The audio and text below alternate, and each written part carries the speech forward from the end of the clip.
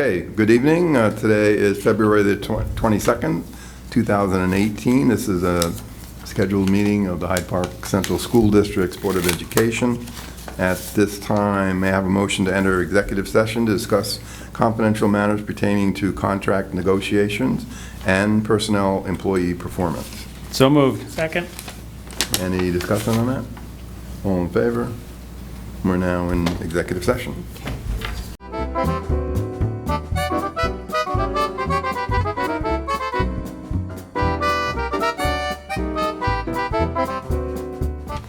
At this point, we'll have the Pledge of Allegiance. I pledge allegiance to the flag of the United States of America and to the republic for which it stands, one nation, under God, indivisible, with liberty and justice for all. Thank you. We're going to ask if everybody please remain standing. We would like to offer a moment of silence in recognition of the school community in Parkland, Florida.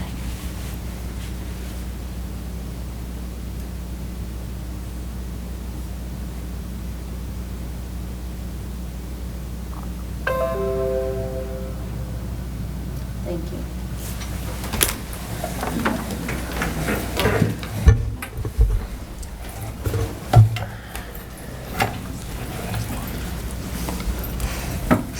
Okay, there are no modifications or additions to the agenda. May I have a motion to adopt tonight's agenda, please? So moved. Second. Perry and Mike. Yeah. Any discussion on that? All in favor? Opposed? Thank you. That brings us to upcoming events. Everyone's favorite. February 23rd, that would be tomorrow, Friday. 6:30 p.m. is the North Park Elementary STEM Fair at North Park Elementary. Wednesday, February 28th at 6 p.m. is the Netherwood STEM Fair at Netherwood at 6 o'clock. Wednesday, February 28th also at 7 o'clock is the Community Information Meeting on Proposed Capital Project. That is at the FDR High School. On Friday, March 2nd, from 4 to 6 p.m. is the District STEAM Expo Science Fair, and that is at FDR also. And Thursday, March 8th at 7 p.m. is the next regular Board of Education meeting at Netherwood School. And that brings us to Pride. Take it away, Leah. All right. Wait, So I have our winter sports results. We had several teams with qualifiers for states. Gymnastics, which will be held March 3rd at Cold Spring Harbor High School. Danica Belitho, Shannon Kelly, Clara Patton, and Emma Jager. Boys swim, which will also be March 3rd at the Nassau Aquatic Center. Rhett Burns, Jack Cimarelli, Robert Reining, and Ryan Spear. Bowling, which will be held March 10th and March 11th at On Center in Syracuse. For the boys, Ryan Peguet, Austin Trainer, and Andrew Temple. And the girls, Natalie Colezo and Lindsay Holland. Cheerleading, there will be a competition on March 3rd at the SRC Event Center in Syracuse. And winter track, March 3rd at Ocean Breeze in Staten Island. They haven't decided who's going yet, so that'll be announced later. We have another thing that we're very proud of. It was brought to our attention that Leah Straight has been formally named and identified as this year's valedictorian. Congratulations. Leah, we'll have a formal recognition and bring you up to the podium at a future board meeting, but really sincerely, congratulations. Well done. Thanks. There were STEM fairs and... Right. I was at Violet Avenue last night. It was a lot of fun. They did most of the activities in the gym, and I was pleased in that the parents were included and got to see their kids be really excited about doing a project, which was an egg drop. So it was kind of fun. We've had a couple concerts too. the middle school one, which was, was that 2 weeks ago? Maybe Might have it was been two, yeah. Maybe that was 2 weeks ago. Any other pride? Does anybody? We have, anyone? Okay, we have a formal pride. At this time, we would like to ask Deanna to come up to the podium. Deanna is the principal of Violet Avenue Elementary School, and I'd ask Aviva to join us as well. Violet Avenue was named one of the top 10 schools in all of Dutchess County, and I didn't count up the number of schools. We have 6 schools right here, so I don't know if you had that statistic, but we are very proud. It's a survey that is done. I'll turn it over to Aviva to explain a little bit about it, but it has to do with really school culture and how people feel about working in the school, students and staff. So we can go up there and do that. We have the plaque was given. I didn't know. Did you bring it? Certificate. Okay, I that's okay. didn't know to bring it. That's It's okay. displayed in the office. Okay. Because we were so excited about it, but I didn't bring it with me. It is prominently displayed.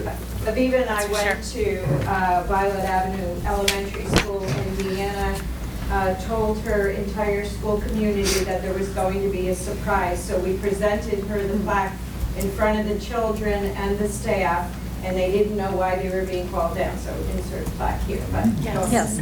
So it's called the School Quality Index. It comes out of USA Today, and they look at a number of factors, including student achievement over time, and things like the climate in the building, and looking at the socioeconomics, the demographics of the school, comparing to similar schools. And so top 10 includes elementary, middle, and high schools in Dutchess County. So it's a really big deal. And not number 10 either. And nor number 10. And directly attributable to your leadership, so. Absolutely. On behalf of the school district, Yeah. congratulations and thank you for your leadership. Thank you very much.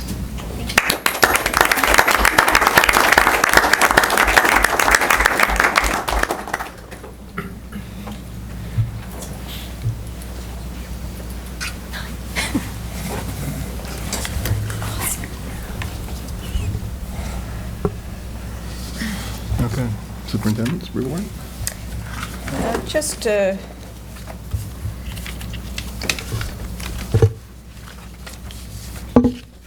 briefly, in switching gears, we did, again, in conjunction with condolences to the families in Florida, we've posted some links for parents to help their students, to help discuss traumatic events with students. We review all of our safety plans with our safety teams regularly. Unfortunately, with each new tragedy, we refresh, review, revisit. Industry suggestions change and are enhanced.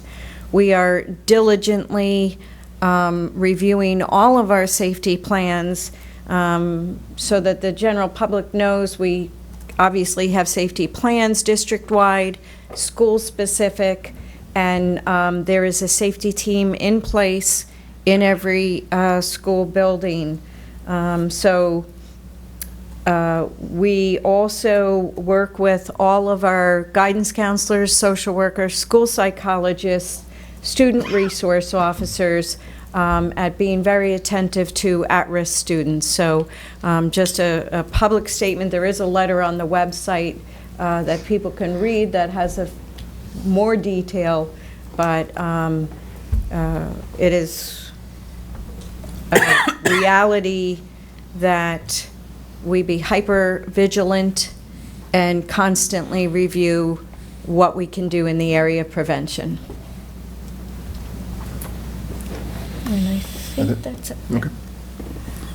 Well, then, you're up again. Am I up again? The Strategic Coherence Plan update. Okay. That's up there. Yeah, should be. I usually let you guys go first, though. Missed that. I'll be quick. We know who's important, right? Thanks.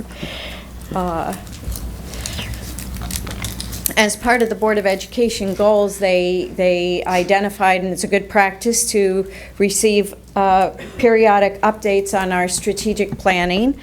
Certainly, a big portion of our strategic planning this past year and even last year was devoted to our capital project.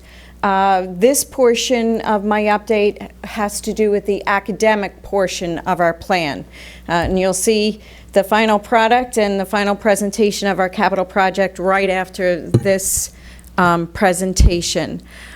We have a mission statement and a vision statement. We try to live by this and adhere to this and use it as a lens for decision making. This is our team. We are in full compliance with 100.11 Commissioner's Regulations on shared decision making. We have representatives from the community. We have parent representatives. We have 3 students on our team, and Lee has joined us as the student board member, so we now have 4. I don't know if we got your name up on this one yet. Good. Yep.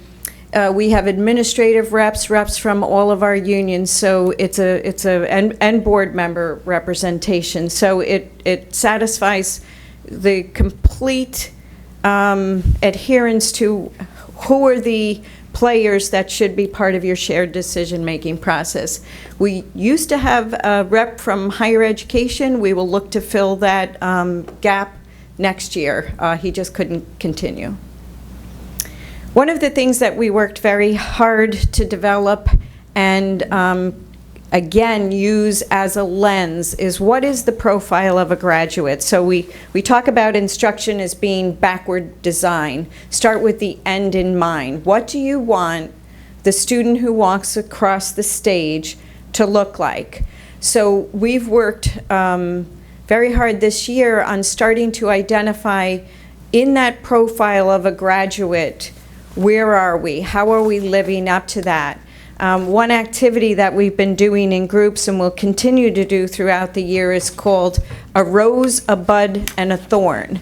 And you take a sheet of paper and you have 3 columns. And we break into groups. The district leadership team did an activity. We've done it with our administrators, and we'll be doing this in the buildings. And actually, we had student government take a shot at it too, and they came up with the general categories. But what are instances and items and actions that we do right now that really live up to that? And you put that down in the rose column. What are we doing really well? And then in the next column, you say, this is a bud. If we actually expanded this, paid attention to this, and really fleshed it out a little bit more, we'd say we're really hitting the target for meeting one area of a profile of a graduate. And then the thorn column is, you know what? We really can't say that everyone is a self-directed lifelong learner. We could shore it up in this point. So it's a way of identifying what are we doing well, what should we build on, and what should we really pay attention to. Additionally, we have some really nice posters that we'll be putting up in every classroom. They look like a diploma scroll with the logo, the student-designed logo for our academic initiatives. Many of you know that we have really focused on and committed to in our strategic planning that we're organizing ourselves around the 4 C's: critical thinking, communication, creativity, and collaboration. And Doug, we haven't forgotten about caring. That's a big part of our character education and a piece that we pay very close attention to. Perhaps when we revise our strategic plan, it's very common for school districts. One district actually has the 7 C's. I don't think we'll get up to the 7 C's, but other districts include either caring or citizenship, so that's something that's on our radar. This is the definition as we use through Education Leader 21, a consortium that this district is a member of. It's a nationwide consortium, but this is the attributes of what is a critical thinker.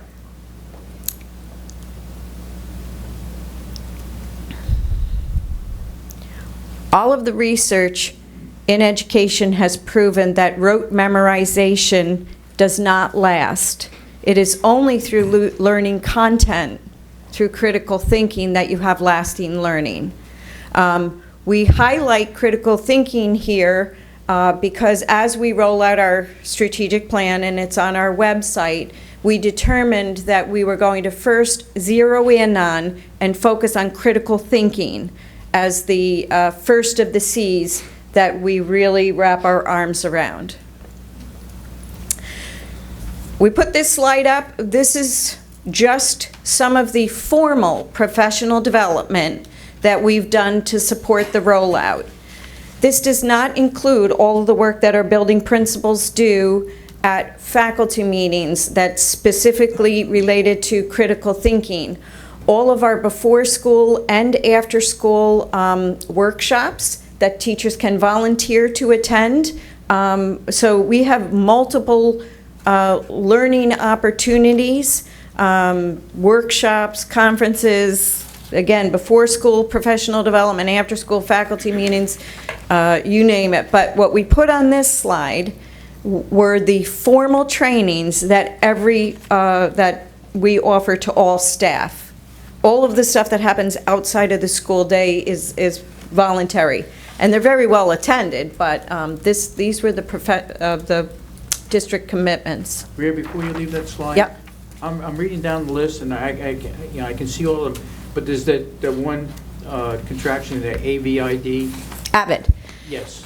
Advancement via individual determination. It's a program, it's a nationwide program this school district has, and we had it before we adopted the 4 Cs, but it is a program and curriculum. There are students in AVID classes, and the basis is critical thinking, so it was a perfect match for our school district. And I'll add that the professional development that we've had AVID staff developers do over the last 2 years has been specifically targeted at critical thinking, and at AVID they call it inquiry. Mm-hmm. And I mentioned Ed Leader 21, the organization that we're part of, the consortium.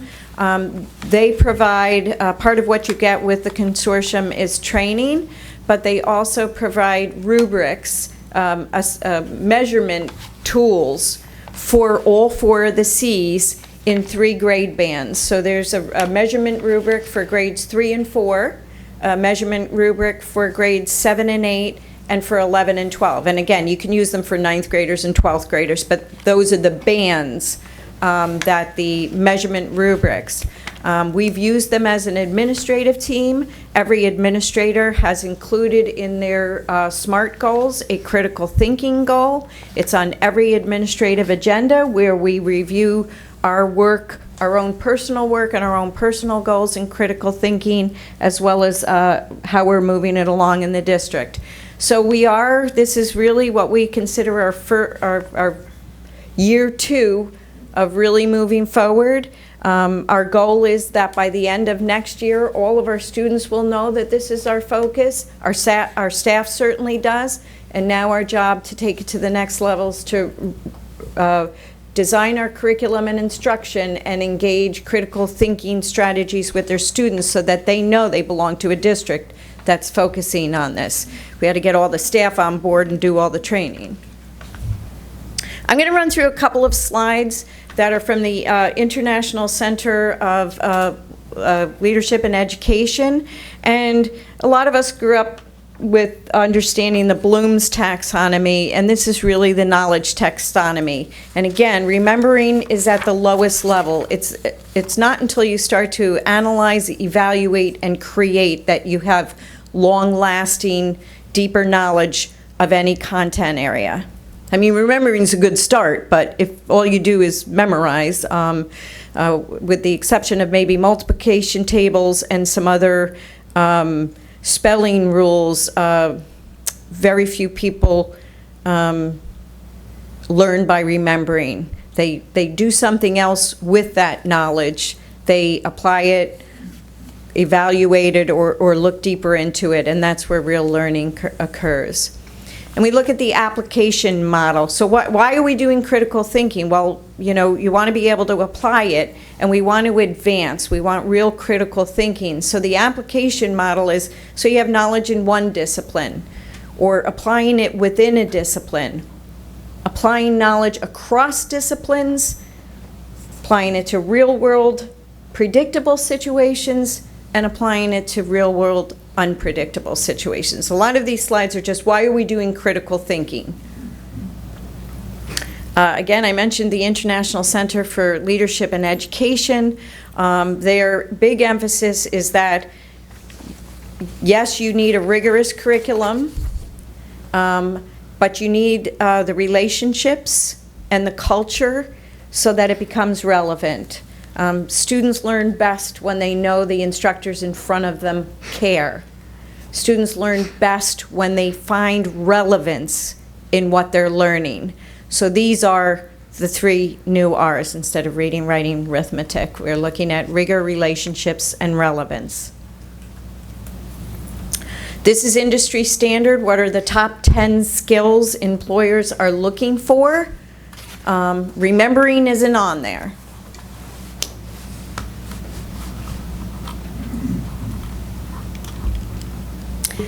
If you look at this list of top 10 skills, you will see the 4 C's.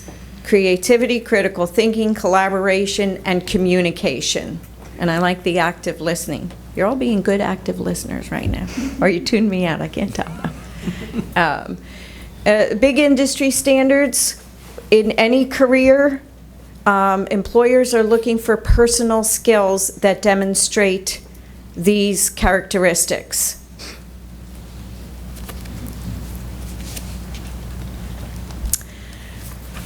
Little walk through what does our landscape look like for our recent our students who are about to graduate or will graduate. In 2007, those were the top corporations. If you look at 2017 and you say Apple, Google, Microsoft, Amazon, Facebook, are all organizations that value creativity, collaboration, communication, and critical thinking. And in 2027, they think the largest firms are going to be in the bio, nano, infotech world. Couple of slides. What types of careers are students looking at, and what are some of the starting and average salaries? It's from the Standards & Poor Dow Jones indices. That was coming. We want to be able to get to the point where we share all this. I think students definitely choose, and we want them to choose their passion, but we also want them to be informed. We have a heavy emphasis on the science, technology, engineering, and math programs in our schools. That's because that's where most of the jobs are heading. And if you head that direction, you'll be making some pretty decent wages. We do talk about college and career ready. Our graduation rate for 3 years in a row is at the 80 or above mark. We send 21% of our juniors and seniors are enrolled in career and tech ed, and I meant to put it in front of you. Most people recognize that as the BOCES program. Those are our students who are going into automotive tech, computer sciences, nursing, Carpentry, electrical. Electrical, yeah, I don't have it in front of me. Plumbing. It's supposed to be right here. Plumbing. But county-wide, we have the highest percentage-wise of students who go to career and tech. My goal is I don't want ever to have a student that wants to go to career and tech that we say, no, we didn't buy enough slots.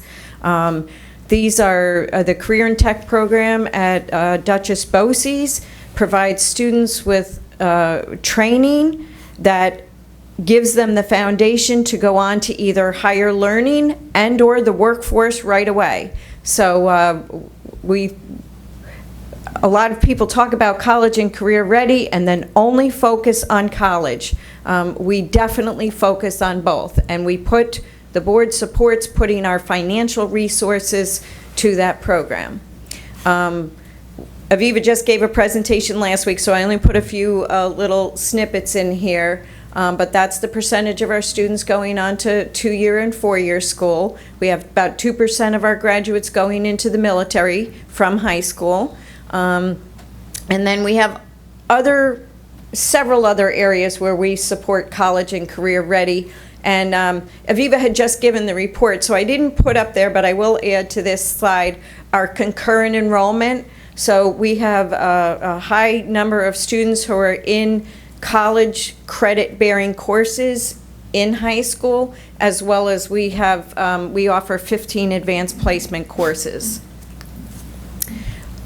In a nutshell, we are a district that is organized around the 4 C's, and we firmly believe that this will help build a better educational culture and learning environment. And we do believe we're headed down this path because we also feel that they will be at a higher level of competency by learning through those 4 C's as the basis. The content's a given. Our content is prescribed by New York State, but we have chosen to organize it at a higher level of critical thinking, communication, collaboration, and creativity. And I think that's the last line. So I'll entertain any questions. Anybody? Looks like you're good. Okay, Dan, Tom, and Jason, you're up. Let's see, no, Jason's up. Yep. Just Jason. And Dan and Tom are here for backup and sport. Welcome, Jason. Right.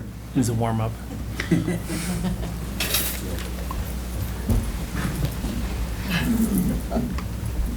Good evening, everybody. Good to see everybody again. I think as Greer kind of alluded to a little bit, you guys have been working overtime here on building a potential capital project vote that's going to be going up soon. And as you recall, about a month ago, I was here to present some financials on a few different scenarios, 4 different scenarios, and you kind of honed in on the scenario that you were leaning towards in terms of scope. So what we have is an update for you tonight. 2 updated scenarios off of that one. First of all, we had to update what we might want to call like the base scenario, because once Dan and Tom and Lou Rodriguez from Palumbo Group had the direction from the board, they really kind of honed in on finalizing the project costs. So we updated the base scenario just to reflect the new estimated total of the project. And the second scenario that we were kind of tasked with looking at was how much additional debt service fund would be needed to make it a no marginal increase project, or in other words, keep the local share at the existing level throughout the life of the project so that there's no overlap on that. So that's what we have for you tonight. So just real quick, I'll just kind of run through. We have in the front here just the background on the assessments of all your different towns. Same information as the previous report. We just kind of put this in here for informational purposes for the one scenario where there is a slight increase to the taxes. So this is kind of how we calculate that, is by looking at the different towns, their values over the last 5 years, and then just kind of projecting a conservative estimate of where your assessments might go over the life of the project. So that's just some background information for you. Then again, we just real quick for you kind of summarize, and I apologize, there's a lot of small print here, obviously, a lot of information, but we just summarized the status of your existing and somewhat proposed that in this manner that we're projecting out some future bus purchases. And the key change you'll see here from the previous report we had is, per your request, we projected buses all the way out through the length of as long as we're kind of looking at the capital debt right now. So you can see on that right-hand side, columns E through G, we've added out those buses beyond just the 5-year future projection. So that's all coming in now. And so now you can see when we get to this bar chart that we've looked at in the past, it's a little bit more even in those years after that one drop that we're looking at, where you're not seeing that kind of tapering off from the buses. So now any drop-offs you're seeing in here are really kind of true drop-offs from old building projects rolling off. So that's in here in the space scenario now. So then taking that and moving forward, so the two. And just so people know, the board members actually have this on their screen. They can see the number, so. We like our small print sometimes, you know. So as I mentioned, scenario one, this kind of follows the same assumptions as the original scenario from a month ago, with the exception that we've just accounted for the most recent cost estimate that's been provided by Dan's group as well as Lou. So that the cost of the project that we're looking at now is just over $26 million. And in this scenario, we're assuming that kind of right in column B there at the top, that you're using $4 million of capital reserves as an offset to partially offset the cost of the project. So you can see we're just kind of, this page itself just kind of shows the payback of this project specifically.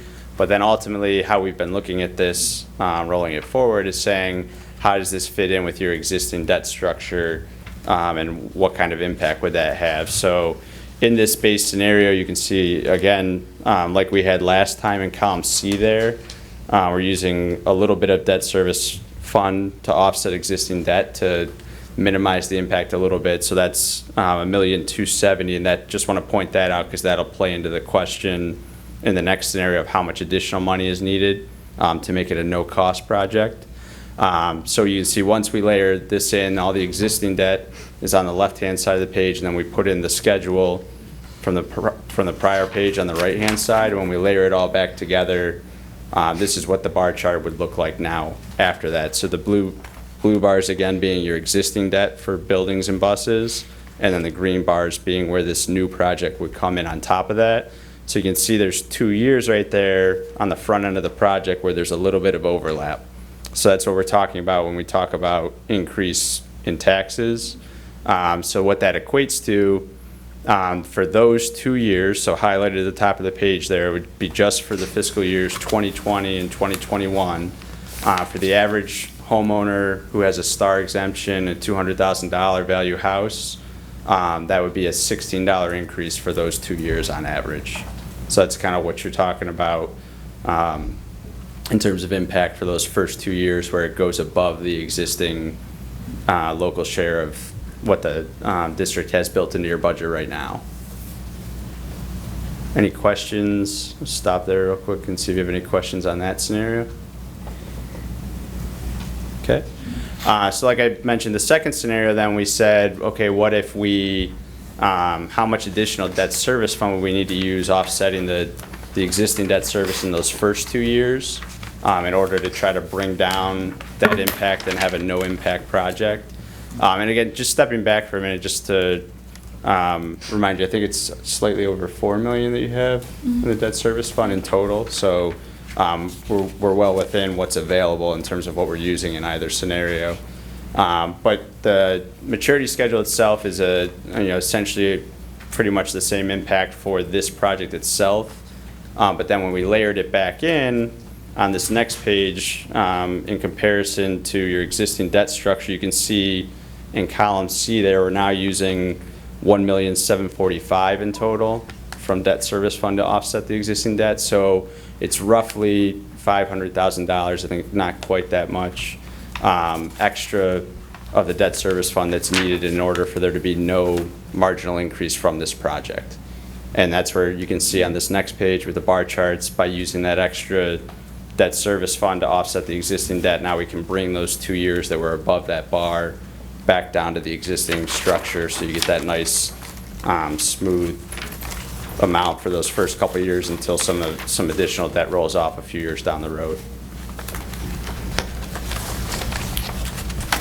And then there's a few appendix pages after that, same as in prior reports, just showing your building aid ratio and your maximum cost allowances, just for your reference. But so as far as the scenarios go, again, it was about $16 a house increase for 2 years if you just kind of use that base assumption that we had from the previous report, or an extra roughly $500,000 use of debt service fund can bring that down so that it would be a no marginal increase to the taxes as a result of the capital project.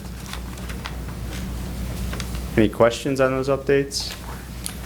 Just clarification, I mean, I think I'm reading this right. So basically, for the $500,000 of additional debt service, we reduce the cost to the taxpayer of $16 a year for just the first 2 years. There's no impact after, for the Right. balance of the life of the. Right, so the even loan. in the first scenario, you can see we were only over for 2 years. Right, so that's that the only was- thing we're changing, it's just those 2 years. Yep.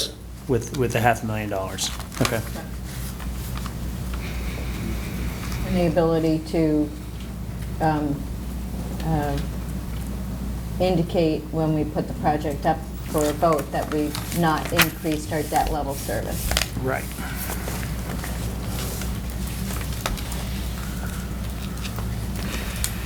Right, where you can kind of see how that's coming into play, that 500,000 is where that's coming from. So in this, back on this scenario one on this summary page, in that far right-hand column that's shaded in gray, you see we're trying to stay at that roughly like 1.5 million, 1,556,000, that's your local share right now built into the levy. So those first 2 years, you see we get up above that, which is where you're seeing those green bars up above. And if you take out the difference there, that's essentially what that 500,000 is. So that first year where it's 1.8 million, you need about 300,000 to pull that one down.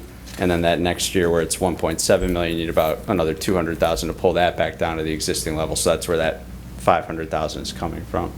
And just a reminder that the capital reserves that we would be taking from, we asked the voters, can we put that in a reserve to offset a capital project and help us finance capital projects? So we're not borrowing it from a different pocket.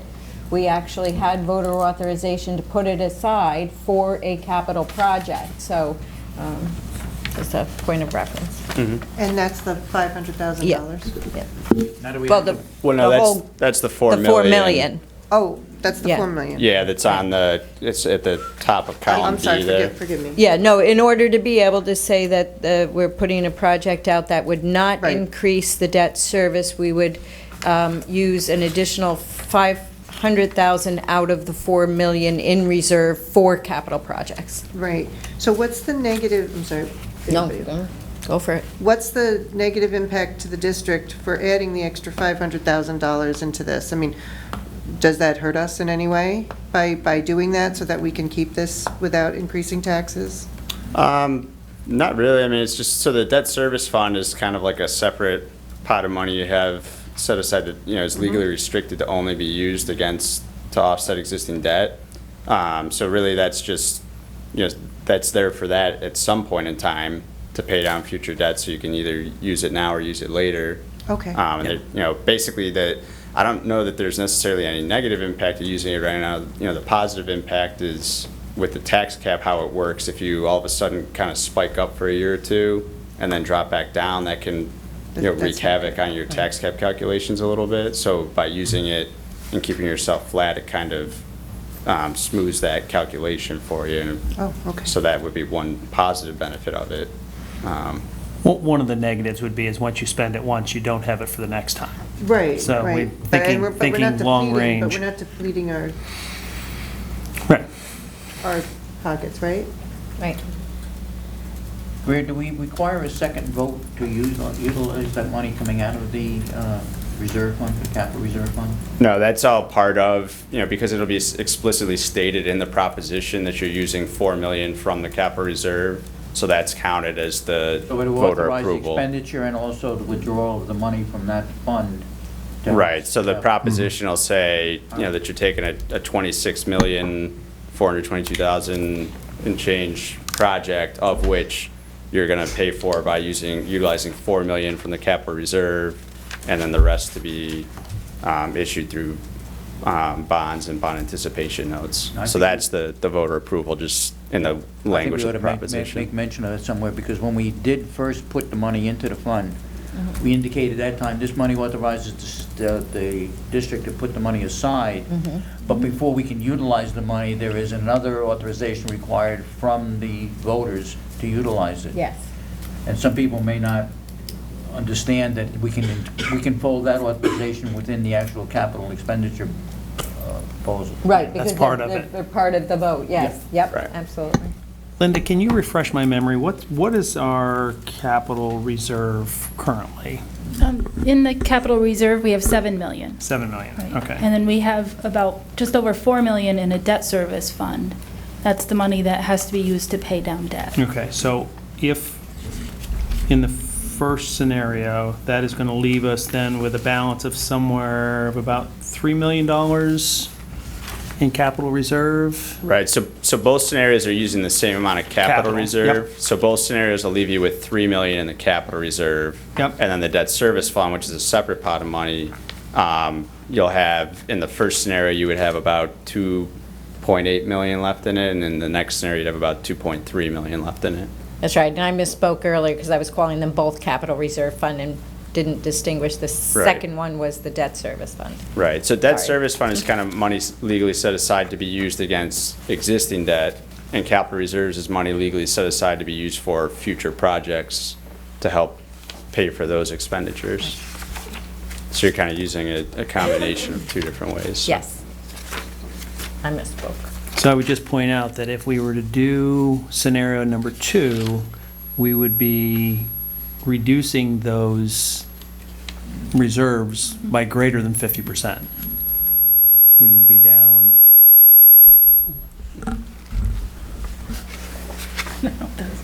well, no, not quite. So the debt reserve would still be a little over 50%, but we are dropping the capital reserve down to 3 million at that point. Right. And when we set aside the money for the capital reserve, it was for 10 years. And we did state that that would be used for future capital projects and items listed in the building condition survey. Is there any advantage to using all of the debt service debt as opposed to the capital reserve fund debt? I mean, if we're taking some from one and the other, and we take more from... Right, they're not exactly one for one, because Yeah. the debt Okay. service fund, you're just paying down your existing debt and kind of creating room for this new project to slide in. The capital reserve, there's added benefit. You almost get a little bit more bang for your buck, so to speak, because when you put that in, you get paid 8 on that still from the state. So that's $4 million that you're going to get 8 on at your 60% 60. building aid ratio. I think it's like 61. 61, To be yeah. specific. But so you're getting building aid on that, and you're not paying any debt on it, so there's no interest cost. So you get a little bit of an extra benefit when you use more capital reserve. The benefit of using debt service fund is you can kind of isolate it to a more specific year. So like capital reserve, it all goes in up front, and then it doesn't, you still have a payback schedule that's relatively level on for this specific project. So you can't really use the money from capital reserve to do anything about those 2 years where you have the overage, versus the debt service fund, you can isolate to specific years. Okay. So that's why the benefit of using the combination of both is it allows you to tackle both tasks of being able to get a little bit more state aid on the project itself, while also being able to isolate those 2 years where you're a little bit over your existing debt load. Okay, thank you. Yep. And at the end of the project, we may have money left over that would go back into debt service, right? Yes, yes. Right, If there is yeah, money- so if you bond like the full project and there's anything left at the end, then that's how you've accumulated money in the debt service fund, is interest earnings and any leftover funds from previous projects you've done over time.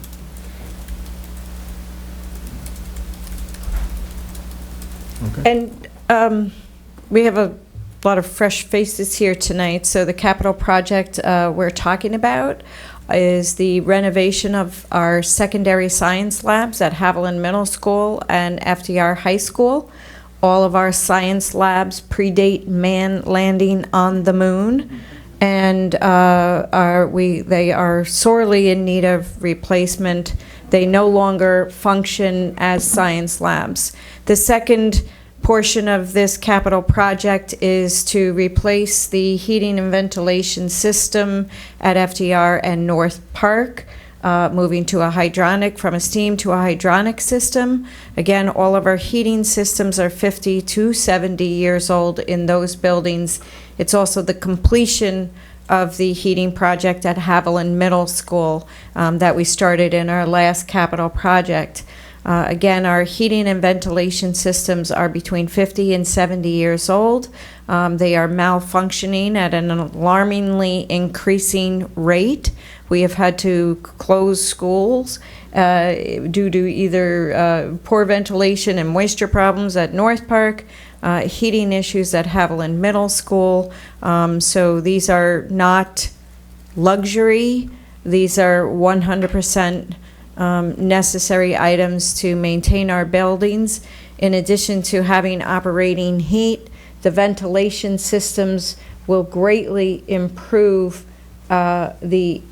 just the overall health of our buildings by having functioning ventilation systems, and it will alleviate the inequities of heat distribution and certainly eliminate the heat failure issues that we face.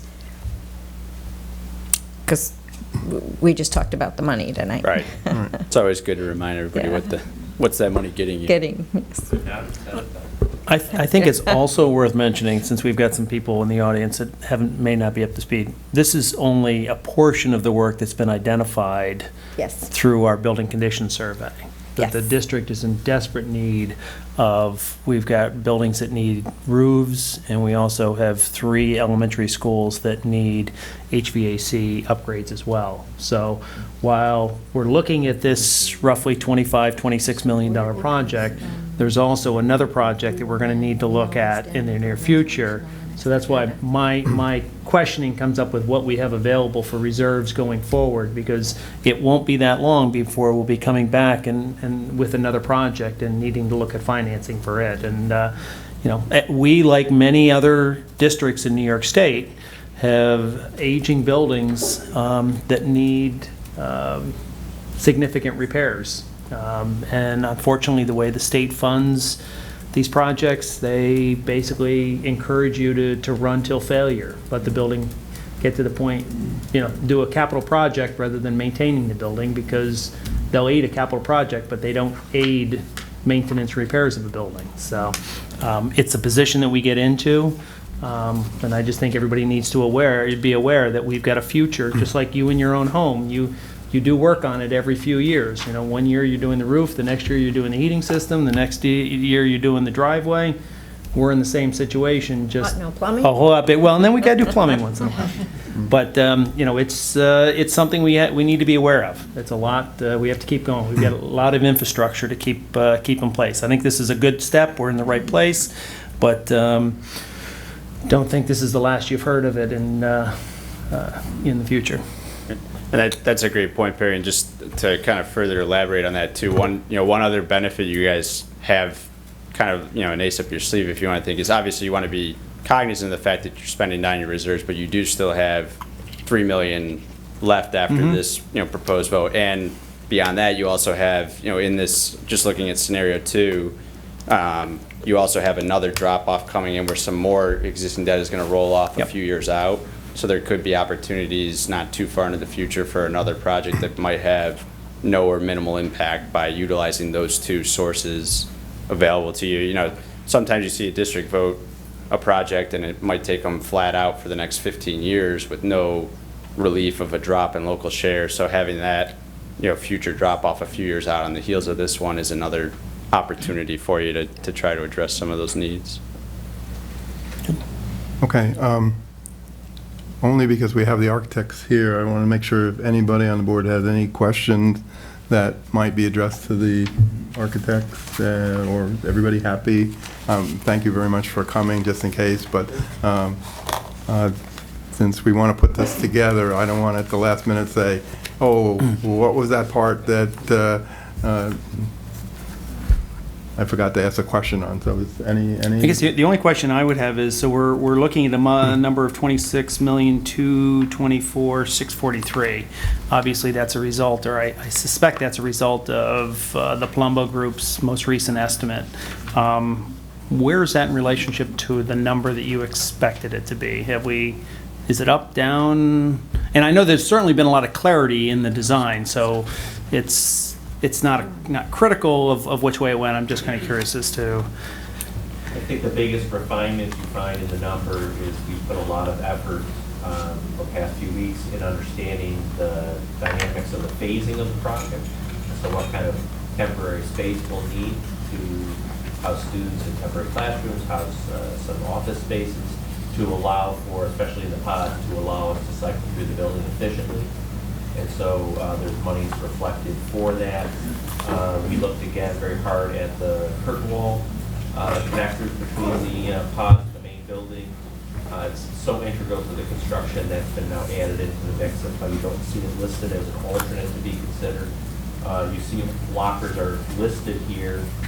Those will be funded from another source, but we've accommodated the locations for those lockers within the floor plans and made that update as well. So it's pretty much in line with where, at least where I expected it to. Good. Okay. Anybody else got any other questions? Thank you again for coming. Yeah, and so the timeline really is if we could determine we've determined the scope of the project, we have the price. The last decision is, do we keep our debt service level at a 0 increase, or do we take it above? Again, it's a question we'd like to maybe land on tonight, and then we can be ready to put together the proposition in its final form, the way it will be advertised at our next meeting. Okay, I would prefer to use the money and do the 0. That would be my choice, so that we know we have a budget that's going up, and we have, at the moment, it's over 2%, and we can do something about that, but I don't want to see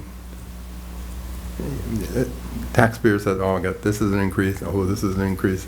I would be happy if we would expend the extra $500,000. That would be my choice anyway. And I would counter that. I would suggest to that a extremely modest increase. I mean, we're talking anywhere based on this for a $200,000 assessed value of $13 to $19 a year. I think that with the significance of the project that's being proposed, I think everybody can look at it and say it's worth an extra $20 a year for me to know that we're making that kind of an investment in the district. And I think it's just, it's unfortunate that it's going to cost. It costs more, and I think that I would rather see us hold on to that extra $500,000, because I think that the next project that's going to be coming down the road in 2 or 3 years, 4 years, whatever it might be, we're going to be much tougher for us to try to hold the line on it than what we are at this point. I'm going to tend to have to agree with Doug, though. We're looking, we have new tax, we're already very high as New York State, and we're already at the top. We don't want to add tax level much higher than we have already. So I'm in agreement with Doug that we keep it level. I think option 2, keeping it level, simply because by the time we look at another project, we're down. That green line goes down. Yeah. Realistically, we're not going to do another project before that line drops anyway, right? So you're going to have room there to fill the gap without that 500,000. Because that's only, when does that drop off? I can't read it, but 2021? I think 2023. Yeah, and how long is this project going to take, right? We're not going to finish this project until 2023, probably. And then by the time you plan for the next one, you got room to grow. Can you make a projection as to how much money we could borrow to fill in that gap? Mm-hmm. Can you give anything? Not right now off the top of my head. I can get you something before the next meeting. Ballpark. I mean, And would you? yeah. Oh, go ballpark. I don't know. Yeah, I mean, I guess my concern is, are we talking that it's another $20 million job, or are we talking a $5 million job? Yeah, I mean, we can give you a ballpark figure. I mean, it does kind of depend on a few variables, like are you going to use the other 3 million of capital reserve or not? Are we talking just, straight bonding, or are there other offsets? But we could get you some numbers on a ballpark scenario. Yeah, I guess that would be part, I mean, you're basing it that there's something there to fill in. I'm looking at it and I'm not really sure what that fill-in is. If that tells me that in 3 or 4 years, I can go out and do a $5 million and still keep it flat, that's not very exciting to me, because I think we're looking that we've got probably another $10 to $15 million worth of work that we need to do between roofs and other HVAC work. So if we're going to have a huge increase, a much larger increase at that time, if this 500,000 might help moderate that a little bit in the future, I'd be much more interested in doing that. I do want to add, and just as a reminder, was it 2 years ago, Linda, we increased the capital reserve, and we were pretty specific that we were putting the money away, and I just want to say we did indicate the next capital project. Yeah. In our presentations, that we were putting this money away because we knew we had a capital project coming up and we were going to use it for the next capital project. So we had the voter authorization for $5 million. We had 2 separate authorizations. Right. The first year, which was 2 years ago, it was $2 million. And that we said it was for roofs or any other capital project. And then last year was the $5 million. Right. And that was for the building condition survey or future capital projects. But that's not really changing, we're only changing the 500 in debt service, right? And in the last couple of capital projects, how much comes back to us? 61%, so 61. No. Back to debt service. Oh, It's unknown, it's all Yeah. based on how the project. No, but what Yeah, what I don't have we seen remember, I don't remember how historically? much we've gotten back from like the last 2 projects, but I have the information, I just don't have it with Yeah, me. you could look it up. It's probably been relatively minimal. Typically, people spend most of the authorization. Where people have gotten debt service funds in the past is back when interest rates were better. A lot of people accumulated money just, while the borrowed proceeds were in the bank waiting to go out to contractors. You could earn some interest on that. So a lot of the debt service funds across the state were earned back when investment rates were higher and you could make some money Many years ago. and the bank was on the project. It's not, most of the $4 million was probably earned that way rather than just from over bonding and closing it out. Yeah, I started working for the district in 2012, and we had most of the money then. I think we had we had maybe $3.5 million in 2012. You have to spend And it we've closed 30-some projects in that You time. have to spend it in a certain amount of time? You're supposed to use it on the debt that it's associated with. Right, so technically it's supposed to be used before the existing debt goes away. But, sometimes if districts don't use it, it can be then, repurposed to a capital reserve or it goes to fund balance. So if there's I no think, debt. I think the point is that capital reserve has, when you initiate it, it typically has a 10-year life, is that correct? When you create a capital I reserve, think you have to that money- state what the life is. Right. Each time we ask to be able to keep the money up to 10 years. Yeah, Right. most typically it's 10 years. Right, but where a debt reserve is different, it doesn't have, Right. it doesn't have that same timeline. Well, So you you're just not- said it does. No, capital Well, capital the debt reserve. service fund, the Expires in the timeline bond. is that With- you're supposed to use it, while you have existing debt, because if all your debt's paid off, then there's no Right. purpose for it anymore. Typically you'll see that the comptroller's office would like you to be using like a little bit of it, showing some activity out of it each year, so that, this would be one opportunity for you to use some of it and kind of show that you've been using it and spending it down. Can I just offer a suggestion? So with the additional information that you've asked Jason to pull together also, you don't need to adopt a resolution tonight. You don't need to adopt this project in its final form. We made a lot of progress in helping to answer the questions you were asking in the last meeting. So we've got a community meeting next week as well. This will be presented. You may get some feedback from that you're interested in hearing, along with the information that Jason's going to provide, and the what that gap really looks like. You've got a few weeks here to make this final decision, so I'd hate to see you be pressured into making a decision tonight if you're not ready to do that. Our drop dead date is March 22nd. Right, March, in terms of your Our board meetings. regularly scheduled board meetings, March 22nd would be the last date that you can take action and then still meet the publication requirements for the vote. There's still, before that step, just as a reminder, there's one board meeting prior, we can do a lead agency resolution for seeker, for state environmental quality review. So that'll be the night for lead agency, and the night of the resolution, you will also be voting on, prior to the resolution, voting on no negative impact on the environment as it relates to this project. And that would be the March 22nd. Yeah. Right, correct. Okay. Well, Revisit. Yeah, I think it'd be good for us to have a number and know what it's going to take to fill that it back up to the bar. I think Okay. that'll give us a better sense. Yeah. To me, anyway, it would feel better. Okay. Okay. Any other comments, questions? Thank you very much, Justin. It's always helpful, because these numbers are really hard to go through. There's a lot in there.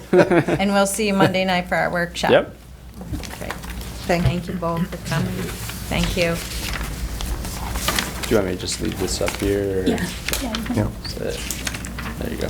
Safe Okay. trip back, everybody. Okay, I'll keep them. You can.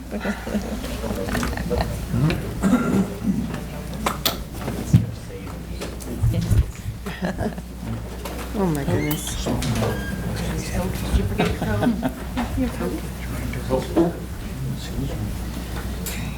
After yesterday, I think it's one.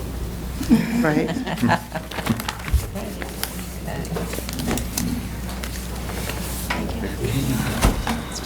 Okay, let's talk about money. Okay. Oh, wait.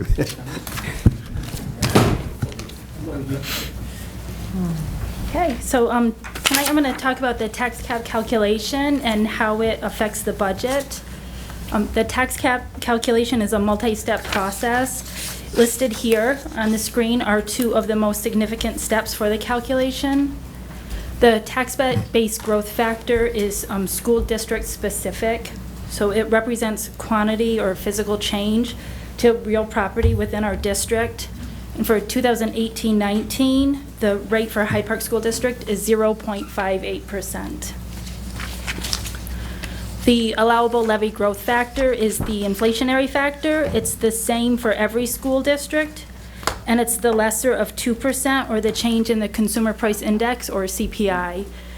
This factor is the reason that some people think the tax cap is a 2% cap, even though this is the only part of the calculation that's limited to 2%. So in 2017, the change in the Consumer Price Index was 2.13%, but we can only use 2% in the calculation. Okay. So I'm not going to go through this line by line, unless, of course, anybody wants to, but this is the calculation for the actual tax cap. This formula determines the allowable tax levy, which is the maximum amount that the district is allowed to levy in taxes for the next school year.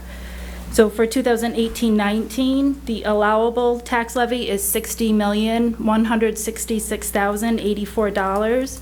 That's a 2.53% increase over the current year levy.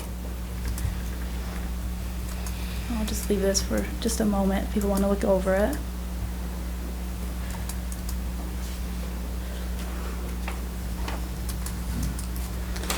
So this isn't the final iteration of the budget, but as we stand now, the budget-to-budget increase is 3.42%, or $3.1 million. The preliminary budget is $94.8 million. So this slide shows what the revenues budget would look like if the board were to set the tax levy at the maximum amount, which I said already is $60.1 million, which is the $1.4 million increase, or 2.53%. In this scenario, the amount of fund balance that we would appropriate to next year would be just over $2 million. And I highlighted the two areas that are affected by the tax levy increase. So So it's the taxes themselves and the fund balance appropriation. On the next slide here, this is the same information for the total budget. The expenses are exactly the same, but in this scenario, I'm showing how our revenues would be affected if our taxes were set just at 2%. So in this scenario, the tax levy would be $59.8 million, which is a 2% increase. It's $1.1 million increase. It's $315,000 less than the allowable levy, the 2.53% increase. But to balance the budget, we would have to appropriate $315,000 more from fund balance. So before I move on, do we want to talk about the two different scenarios? How much do we have in fund balance? We currently, in total fund balance with our reserves, we have, I'm sorry, I can't see it too well. We have, right now we have about 19 million, that's with all of our reserves, but we're expecting by the end of the school year, if we appropriate the $2 million, that we'll have 2.53 in the unassigned. That's the amount that we can appropriate. So if we didn't appropriate anything, we would have about 4 million in the unassigned. Shall I move on? Okay. So this is a new slide. I don't normally include this with the budget presentations, but because we're also considering a capital project, I thought it would be good to provide this information. We always talk about the local share of debt service, like Jason just did with the capital projects. And this schedule actually shows what we mean by that. So when we say the local share of debt service, it's actually the amount that's included in the tax levy. So we are spending in debt service payments every year over $4 million, but we're receiving aid back on that. So the amount that the local taxpayers have to cover is always about $1.56 million. And I know we've had that in effect since at least 2012. And probably a few years before that, too.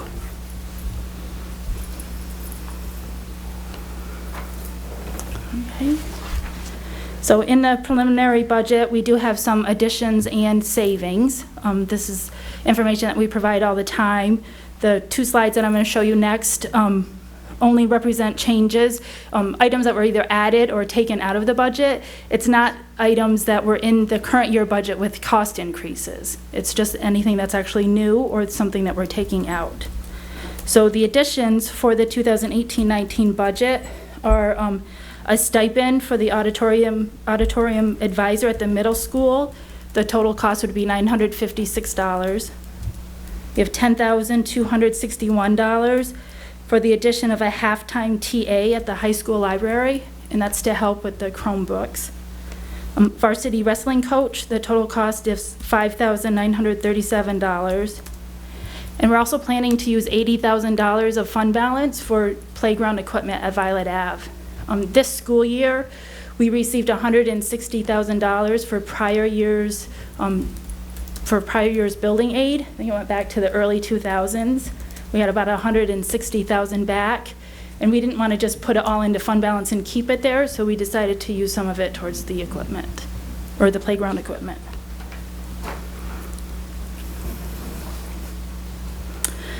So the total budget savings is $838,174. If we net this against the budgetary additions that I just showed you, the total savings is $741,000.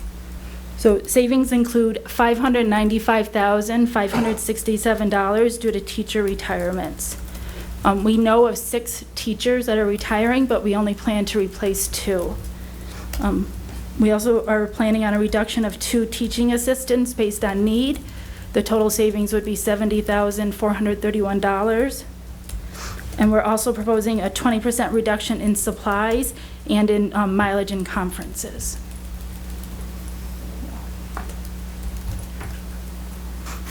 Okay.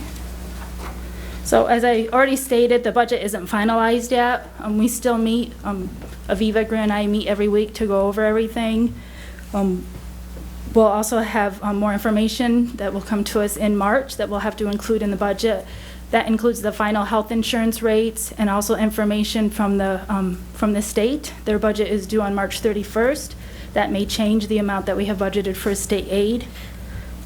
So we plan to have a final budget presentation to the board by the end of March. At the next meeting, however, I'll provide an update. George will be here to talk about the bus proposal, the bus replacement proposal. And then we'll have hopefully the board will adopt a budget in April. We'll have a budget hearing in May 3rd, and on May 15th is the budget vote. So, I don't have anything else for tonight, but I'd be happy to answer questions. I guess my question would be, you showed us two versions of the budget, two scenarios, should we say? At what point do we need to seriously discuss this, and how soon do you need to know that? We don't need to know it until before you adopt the budget in April. Okay. I expect that we'll have the final numbers at the March 22nd presentation.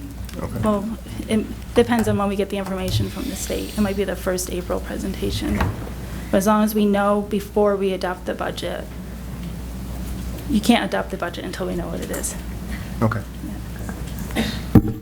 Any Just questions? one question. I know you may not have it, but what's the purpose of the auditorium advisor for Haviland? We have one at the high school, and the auditorium has grown in usage at Haviland Middle School. And we learned through Melinda's information that Doug Edgerton was basically trying to handle both and doing Haviland for free. And more, he was not able to even assist with things at Haviland Middle School because he just couldn't possibly get there.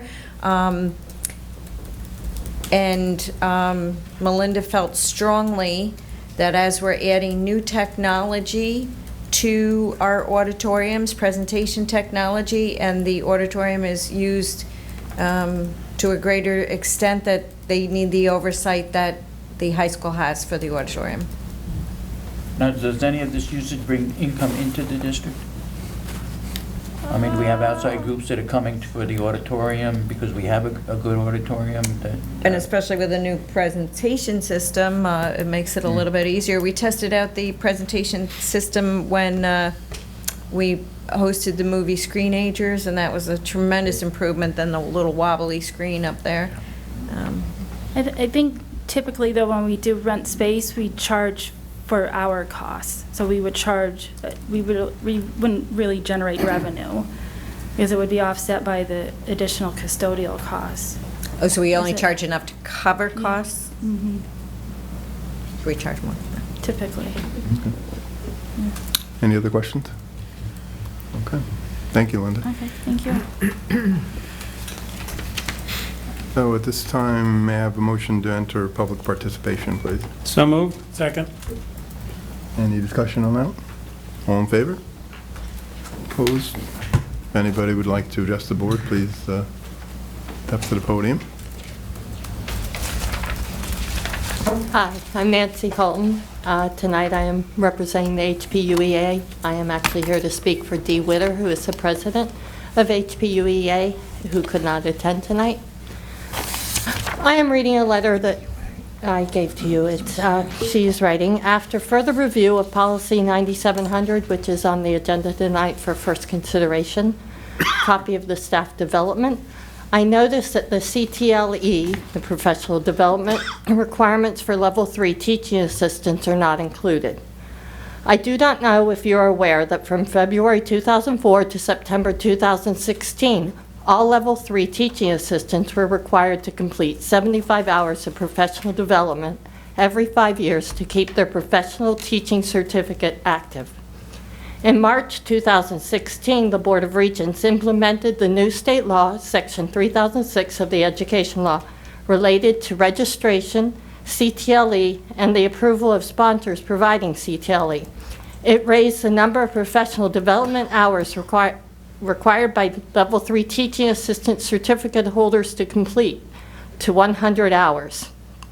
The law went into effect in the 2016-2017 school year. We're asking that you please update policy 9700 to include level 3 teaching assistant CTLE requirements. Thank you. Thank you. Would anybody else like to address the board? Is that a... Okay. All right. I'm Christopher Young. I live at 1653 Salt Point Turnpike out in Salt Point, very edge of the school district. I'm a student at FDR High School, and I'm just coming in front of the board today to discuss a recent event that happened at our school. Recently, there's been a lot of discussion, parent emails, and meetings regarding Planned Parenthood coming to our health classes and teaching our students. I just would like to present my side of the argument in this scenario in front of hopefully a awesome board because you guys, I know you guys can get things done. So, Planned Parenthood is a politically motivated institution that carries out a non-hidden agenda. That agenda includes promoting abortion, late-term abortion, and partial birth abortions, that literally a kid can be coming out of the womb and be killed at that time.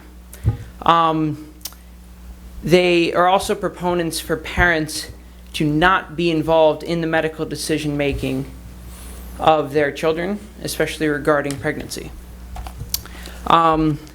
For instance, I can go to the nurse's office at my school and not get a Tylenol, but a 12-year-old can walk in and have an invasive surgical operation on their own body without notifying their parents.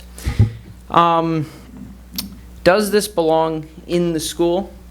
And is the school promoting these actions? It is my stance on this is it is currently not able to go in and teach because it's extended the bounds of the contract that it's had for years. But based on just time, the contract hasn't been renewed. I'm proposing that we do not renew said contract. Given that having Planned Parenthood come to the school is a violation of the freedom of speech that other parties have. Because if Planned Parenthood can come in, why cannot a pro-life group, advocates come in for equal time and present their views? Now, the health curriculum includes things like birth control, includes things like anything medically related to sexual health, but all of that, in my experience, can be taught directly by the health teacher. It doesn't need an additional third-party bias that Planned Parenthood provides. I propose to fix this scenario. I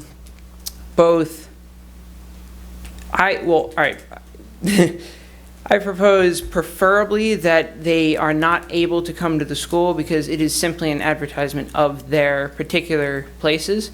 If you look at in taking health class, sitting in the class, they presented themselves as the only option people can go to get help in medical issues. It seemed very one-sided to me. There was never any talk about adoptions, any adoption facilities. People are going all over the world and adopting because no one here knows that adoption facilities are right down the street, but that's not taught in schools as we speak. So my solution, preferably, again, eliminate Planned Parenthood's ability to come in to the schools and teach, have that same curriculum being taught by the health teachers who are perfectly capable of doing so. I know this year, due to a lot of snow delays, Planned Parenthood couldn't hit roughly half the health classes, so the health teachers just taught it themselves. No, it didn't need that extra outside pressure from a third party. And or an alternative solution, if the school board is adamant about them coming to the school, is to have it be not during set health class periods, but either during a separate, if you'd like to listen to Planned Parenthood speak, you may attend a during school hours separate assembly, but equal representation from both sides should be enforced. That should be about it. Thank you guys for listening, and hopefully you'll keep that in consideration. Thank you, Chris.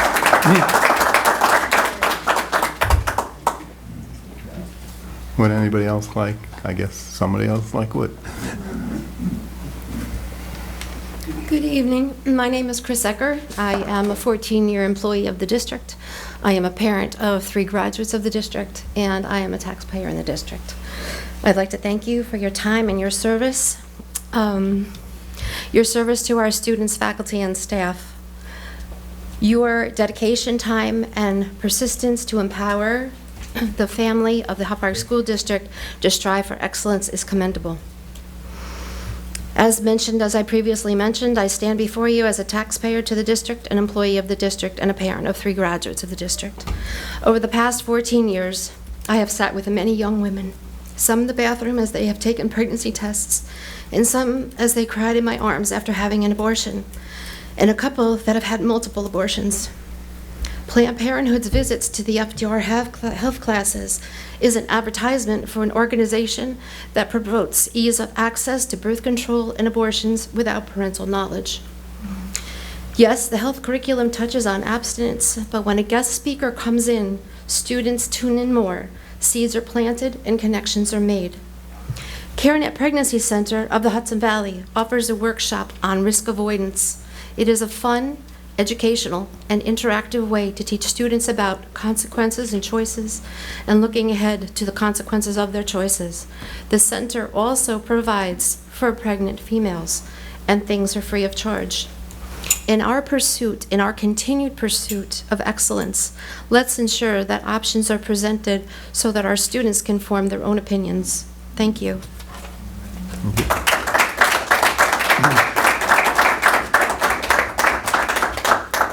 Would anybody else like to address the board?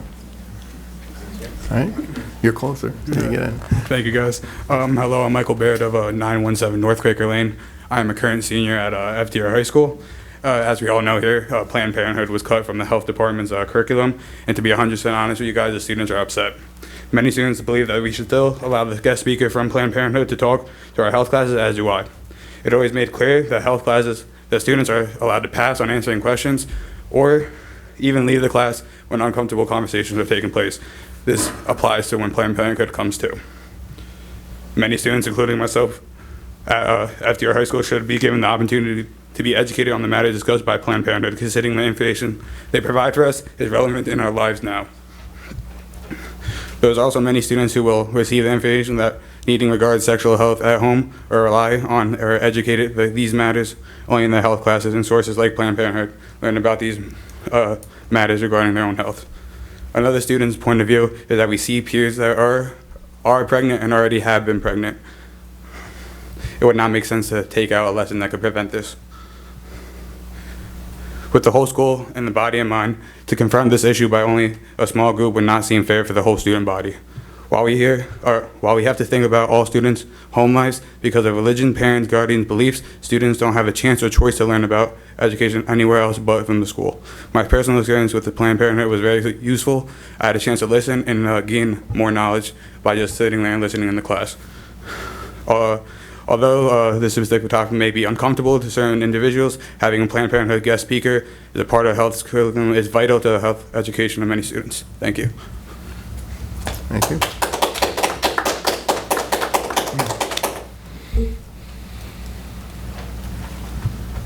My name is Brenda Keller.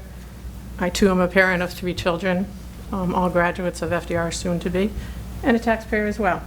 I spoke last week in reference to Planned Parenthood, and I did some research, and I just wanted to read, because I don't think anyone from the board posted the 135.3 health education state requirement. The very last sentence, there's a lot and everyone should read it.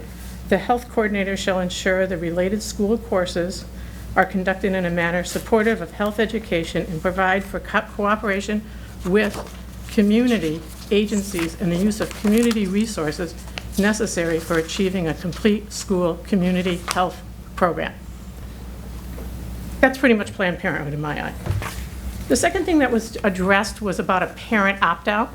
I wasn't really sure what that meant, so I further read. A parent opt-out is only for the HIV/AIDS, and it's only for the prevention of HIV, which would be condoms, in case anyone's wondering. So I'm not really sure where we need to notify our parents of everything taught in health education other than that. And I wanted to make sure that I understood that correctly from the board. So there's a lot of discussion. I did note some things.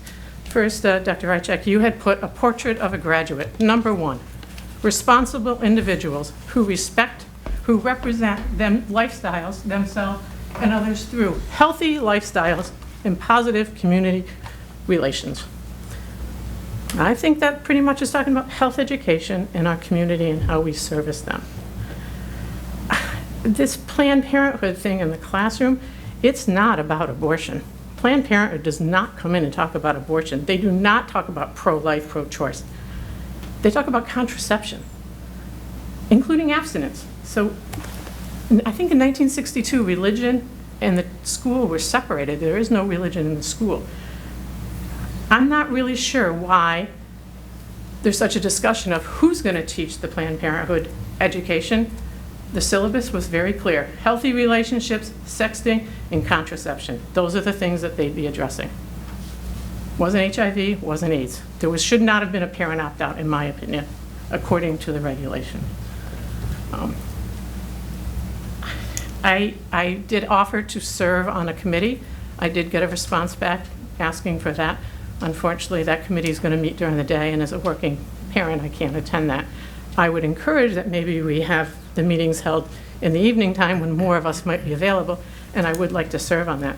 In addition, under that health education guideline, there is a whole section on condom distribution, and I'm sure I will get a lot of, oh my goodness. I really strongly feel we need to look at that part of the regulation and put it into our curriculum. Thank you. Anyone else? Give it up.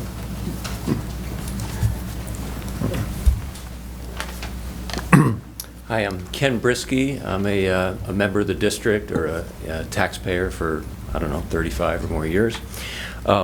Planned Parenthood has been in the news for many years now, probably decades, and their deceptive communications and practices are getting to be very well known. They've tried to portray themselves as a broad provider of women's health services, but they are, by any reasonable measure of funding and services, little more than an abortion provider. I reviewed the video of this meeting last week because I'm a new face. You haven't seen me at a Board of Education meeting. And you know, you were trying to delicately handle the situation. I think I recognize the faces. You had a good sense that this could be a volatile subject, right, and bring out a lot of emotion. But I was stunned to find out that this has been going on for 7 years, under the radar of this board, with all this detail being brought in here, and you guys didn't know about it. So it sounds like Planned Parenthood has found a secret way to get into the high school and exploit this. So kudos to whoever found out about this and brought it out for this kind of review. I also saw from the meeting on the 8th that many people were respectfully stating their personal opinions, seem to acknowledge this could be very charged. Now, I'm a deacon in the Catholic Church, and my parish is right across the street. You'll see it on your way out. So you know where I sit, all right? You know where I am on abortion, and I'm super critical of any provider of abortions. To those of you who have to take it, you guys on the board have to take it in a lot of diverse input, right? And you have to make decisions on it. Let's take it out of the controversial space and think about it in a place maybe we're a little more comfortable with. If you wanted to teach children about nutrition and healthy eating, all right, we all like to eat, You wouldn't invite the proprietor of a greasy hamburger fast food chain to enhance your teaching curriculum in high school, right? That person might come and give a very well-rounded, educated talk about nutrition. They might. They absolutely could. They're a human being. But their reputation and their practice is not what you want taught. So you run the dual risk of, one, not getting the education you want, and also you risk battling the reputation that the fast food chain has and the possibility of a public outcry. So children need to be told the truth, and they need to be told by responsible adults. As a board that oversees that this is happening, please do not allow Planned Parenthood a venue for advertising their well-understood trade. Please don't allow an organization with a fast food approach to women's health be a sanctioned part of our school curriculum. And lastly, as a board that oversees process, which you guys talked about last time, please ensure that a procedure is put in place so that responsible adults review this kind of thing before it happens, not 7 years after it's been going on. Thank you.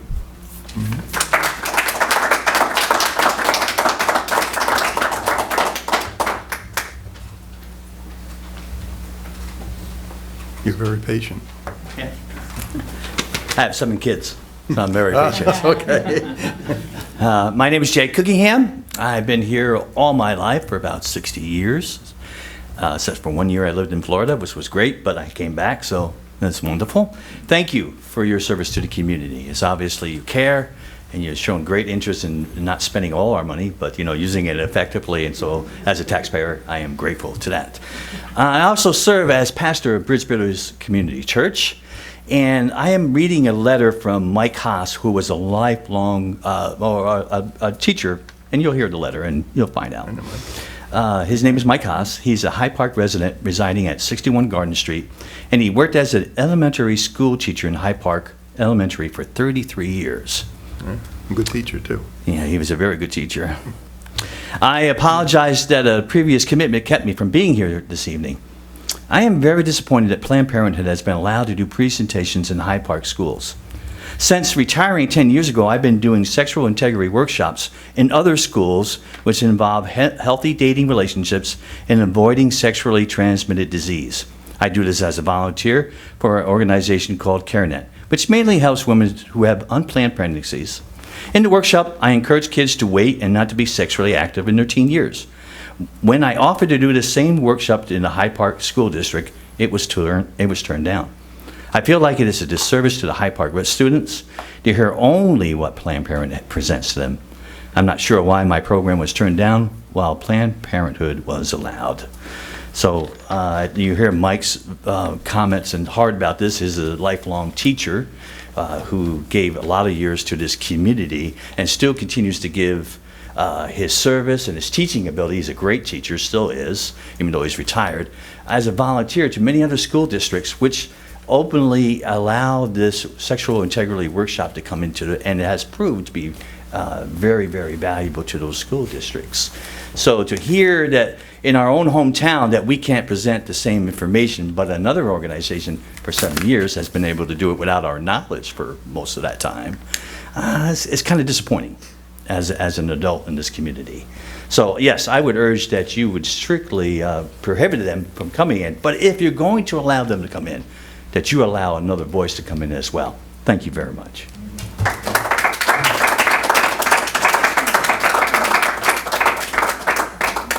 Anyone else like?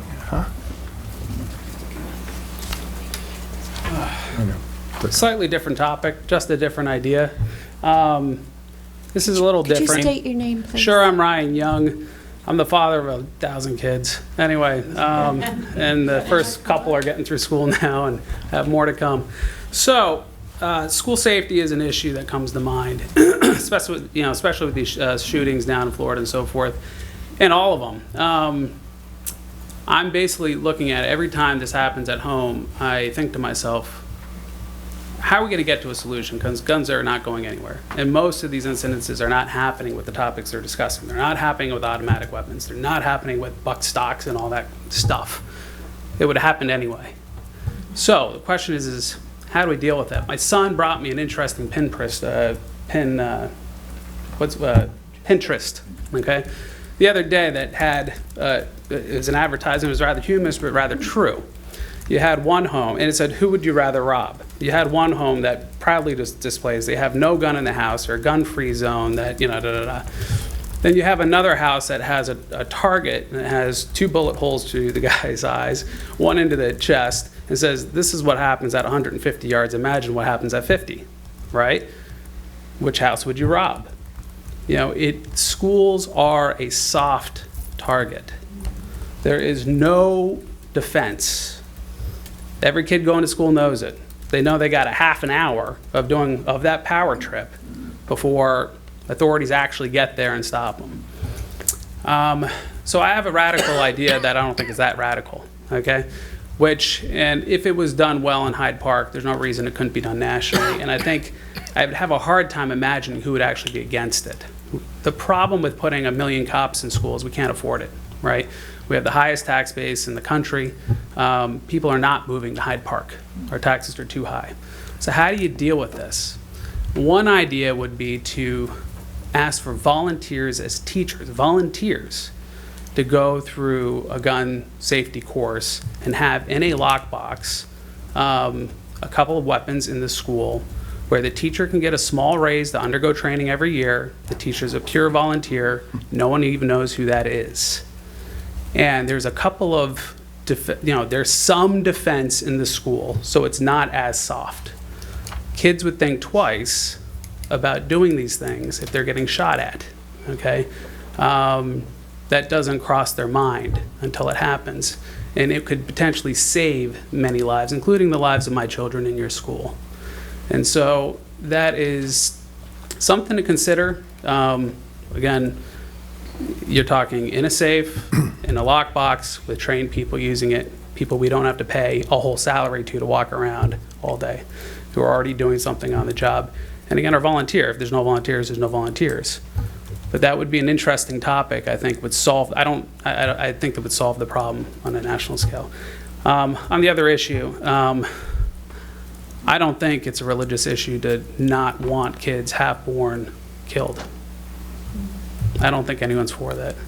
I don't think that's a religious thing.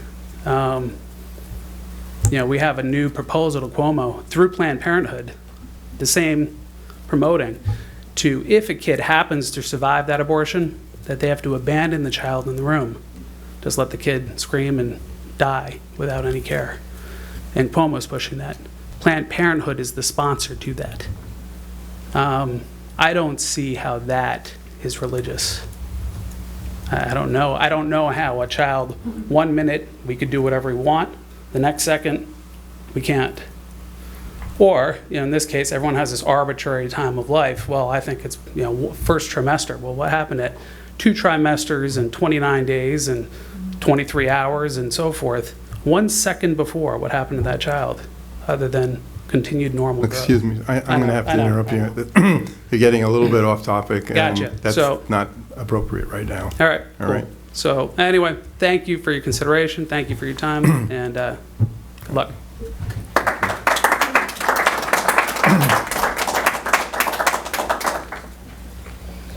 Visual arts. I knew I could depend on you. Well, holy moly, I bet none of you would be happy to see me walking up here with a weapon. Rick? I don't think you would either. Are you going to drop it on the floor? Excuse me? Are you going to drop it on the floor? No, I'm not going to drop it on the floor. Oh, the mic? No, I won't. My name is Nancy Molson, live at 19 Valley View Road in Hyde Park. You've seen me up here before. Congratulations, Leah. You must have worked very hard to do what you did. That doesn't surprise me. I saw the splendid job you did at Netherwood on that nature trail. Rick, I'm sure you'll attest to that as well. Could I add just one thing before you start timing me about pride in Hyde Park? Well, okay, thank you. Robert Runcie, the superintendent of Broward County Public Schools, which includes Marjorie Stoneman Douglas High School, according to the Poughkeepsie News, he was a graduate of Roosevelt High School. And I don't know if any of you had seen the CNN town hall the other night, but he was a picture of poise and empathy and conviction. And I certainly am proud to know that he came from our educational system. Thanks. Okay, I've learned a lot of information in the past few weeks about sexuality education in New York, something I never thought I'd be pursuing in retirement. I know yours can be a thankless job. I don't expect that you'd have time to pursue details about every issue that's brought to the board. So I want to share some of the information I learned in the hopes that you'll find it useful in addressing the matter brought up in the last meeting regarding Planned Parenthood and CareNet. A little background first. Is sexuality education mandated in New York State? No. But local boards of education can choose to make sexuality education a local requirement, which is what you've done. So here's my friends who are more tech savvy make fun of me because I don't use PowerPoint. Well, actually, they're all more tech savvy than I am. So this is a little rough. I prefer to think of it as artisanal, but that's what you get. So, New York State allows you to have a sexuality program, all right? Once you decide... Would you please use the microphone so they can hear you on I video? don't quite know how to do this. Okay. Once you've decided that you're going to have... Oh, thanks, Rick. Thank you. I know. Thank you. Okay. So when the Board of Education decides to have a sexuality education, they can choose to have either an abstinence only or a comprehensive sexuality education, all right? There's no state mandated curriculum. If you choose a comprehensive sex education program that teaches that abstinence is the best method for avoiding STI, sexually transmitted infections, and unintended pregnancy, but it also teaches about condom use and contraceptive methods to reduce the risk of STI and unintended pregnancies. Now, the other choice is an abstinence-only education, and that's what it sounds like. It's risk avoidance rather than risk reduction, and it means no sex until marriage. The curricula used in many abstinence-only programs were developed by religious groups whose views on sexual orientation, non-marital sex, and contraception are not shared by other religious and non-religious people. So which type of curriculum did you choose? You chose well, which is borne out by numerous studies. There was a study in 2016, a review of 224 controlled trials, found that comprehensive sex education improved knowledge, attitudes, behaviors, and outcomes. Abstinence-only programs did not. So we go from there to there, and then the health teachers developed a program, or else they updated the learning standards in the district. In 2015, I think it was approved by the board in 2016. And I wasn't going to bring this up, but I have to add because so many people made note of the secrecy. In that board-approved document, Planned Parenthood is listed as being a guest speaker. So is Grace Smith House, and so is Daytop, and I think CVS. Okay, the district made a choice. The teachers wrote a curriculum, and some of these are goals from the curriculum to support that. The only thing next is to provide instruction that teaches the understandings targeted in the curriculum. It comes down finally to teaching the students what we've decided we want them to learn. And in that, it's no different than the math curriculum, language arts curriculum, and so on. Now, when this topic was addressed at the last board meeting, 3 entities kept coming up, and that's why they're listed on here. Our health teachers, Planned Parenthood, and CareNet. Now, I talked to people who live in town, I talked to teachers, I surfed the web looking at things for Planned Parenthood and CareNet, and I also spoke to the director of CareNet in Poughkeepsie. So I think a little information about the 3 entities is in order before I start comparing how well they're suited for promoting the goals that you guys have chosen for this district, all right? The district health teachers, they're fabulous. Okay, Planned Parenthood, rather than a lengthy description, I'll just read their mission statement: to empower individuals to make independent, informed decisions about their sexual and reproductive lives. And ditto, I'll use the mission statement from CareNet. Now, CareNet is a pretty neutral sounding name. That's a new name, or a relatively new name. It was originally the Christian Action Council Education and Ministries Fund. It began as a faith-based organization and remains one to this day. Excuse me. And the mission vision statement of CareNet, and I'm not including their part about abortion because abortion is not part of the curriculum in Hyde Park. The curriculum you chose doesn't include abortion. Abortion doesn't come up. So their stance on abortion is really irrelevant to this discussion. Anyway, this is their mission. CareNet helps our clients build godly families, get connected to a local church, and ultimately follow Christ as Lord and Savior. When we have Jesus as the focus of our life, our minds will be transformed and we will become new creations. Okay, so here are some of the goals from the sexuality health curriculum. There's 50 pages of goals. It's available for anybody to peruse. It's over in the athletic director's workshop. One of them is abstinence is 100% effective in preventing STIs and pregnancy. So, not surprising. Nancy, not to interrupt you, Okay. but this is turning into a classroom production here. Oh, I'm sorry. And I think, I get the point. You're in favor of Planned Parenthood. We're having a committee formed to Right. discuss this thing. This kind of a discussion would be more appropriate at that meeting. Well, I heard a lot of negative information about Planned Parenthood. Well, then, you know what, we could even put this in. Then somebody else is going to get up and give a whole Well, you allowed that speech young about- man 5 minutes to get up here and slam Planned Parenthood. May I just make what was going to be the summary of that That you may. discussion? That you may. We have goals. You guys chose the goals. The district teachers wrote a curriculum to advance those goals. Now, for the goals that I was presenting there, Planned Parenthood and the health teachers have the knowledge and the willingness to present information to further those goals. CareNet does not. Other than the abstinence one, CareNet does not. And I think it's ill-suited to have them come in and address our students, a captive audience, when they're complaining about the abortion aspect, which is not part of our curriculum, and so therefore I don't think merits attention in this venue. Thanks. Yikes. I thought it was going to go on forever. Huh? We're way over. I know. But I've given everybody else. Steve, you want? No? Okay. Thank you for all participating now. One more. Okay. I've stretched the, No, I appreciate I've that. stretched the limits quite a bit, but it's short. Mike Bubel, 19 years in Hyde Park. I have Okay. 5 children, not 1,000 like yourself. I just want to say I oppose Planned Parenthood being in our schools. A lot of my friends have their children at FDR as well as all throughout Haviland and such. And, Planned Parenthood for 2 things. One, they actually do abortion services on Wednesdays in Poughkeepsie. And 2, with the hashtag #MeToo movement, I don't think they really show a lot of respect for women by actually allowing for the death of baby girls and boys at their clinic on Wednesdays. Thank you.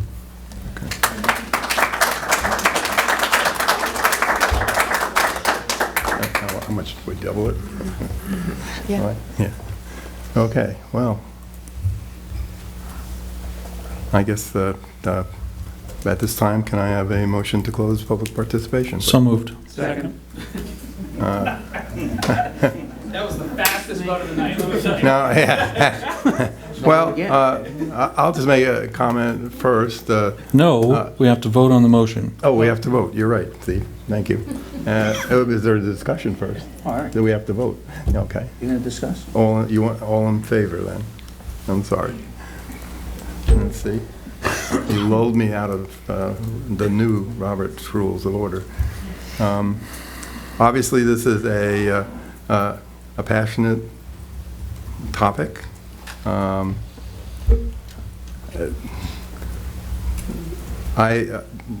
not going to comment on anything anybody said tonight because we have set up a committee to discuss this with all stakeholders involved. I have to say I didn't consider that there were people who might not be able to come because it was in the afternoon. And if we have more than one meeting, maybe we can Yeah, I feel badly about that. Everyone else on the committee, because of course, Brenda's a parent, and so she found out afterward because it was put in the mail versus everyone else, I had an email for, so everyone else had already committed to the date, so I let her know I'd be in touch with her and give her minutes, and certainly if there was another meeting, and we did get another parent to fill in, who also spoke at the last board meeting. Okay. In a similar vein. All But, right.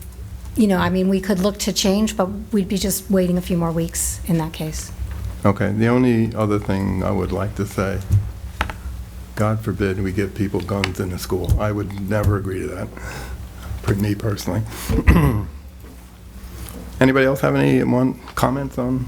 Yeah. I didn't really take the opportunity at the last meeting to talk about it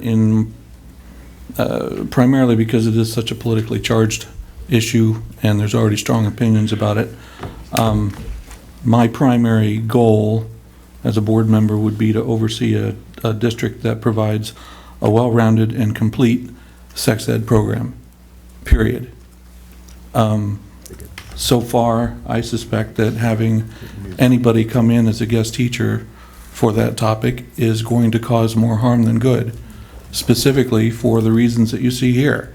I think we have qualified professional teachers who can develop a curriculum, can put together something that students can learn from, and would avoid the distractions that having either Planned Parenthood or an abstinence-only or you name the fill-in-the-blank program would provide.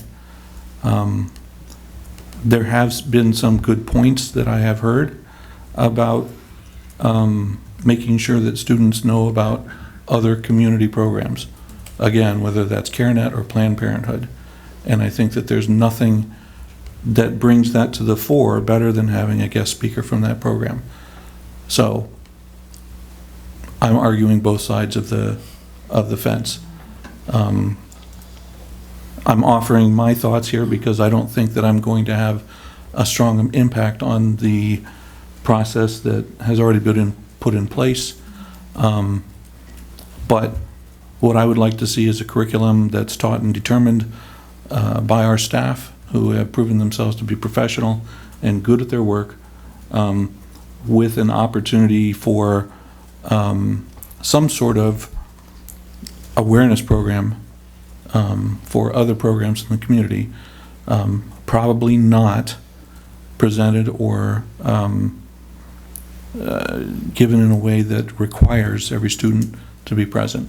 Some sort of after-school program on that order. As I said, I don't like to see us discuss controversial issues simply because it distracts us from our mission. And I think that the thing that removes that is simply to do the work ourselves. Now, I would draw the line when someone starts advocating for exactly how we draw up that teaching plan. I think that there's plenty of materials and the professionals can do that. The other thing that I would like to say is that anyone who mentions the possibility of or jokes about bringing a weapon into a meeting today is not paying attention to the mood in the room. I would like to say last board meeting, there was a comment made that Barbarine knew about Planned Parenthood coming into the school. I did talk to Barb. She says she has no memory whatsoever, and knowing from her stance or where she stands on this issue, she would bound, and she said, I would have remembered such a thing. And she would like everyone to know that she has no memory whatsoever of saying yes to Planned Parenthood. Anybody else? Just one comment.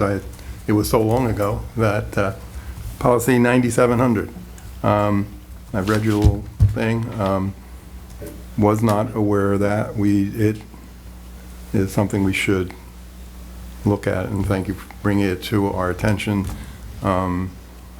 It is after first consideration, we can still make changes, right? Mm-hmm. Yeah. Okay. So it's still open for change. And thank you for bringing that. Yeah, and please assure Dee that anytime the regulation is in place, even if our policy is silent on it, we follow regulation.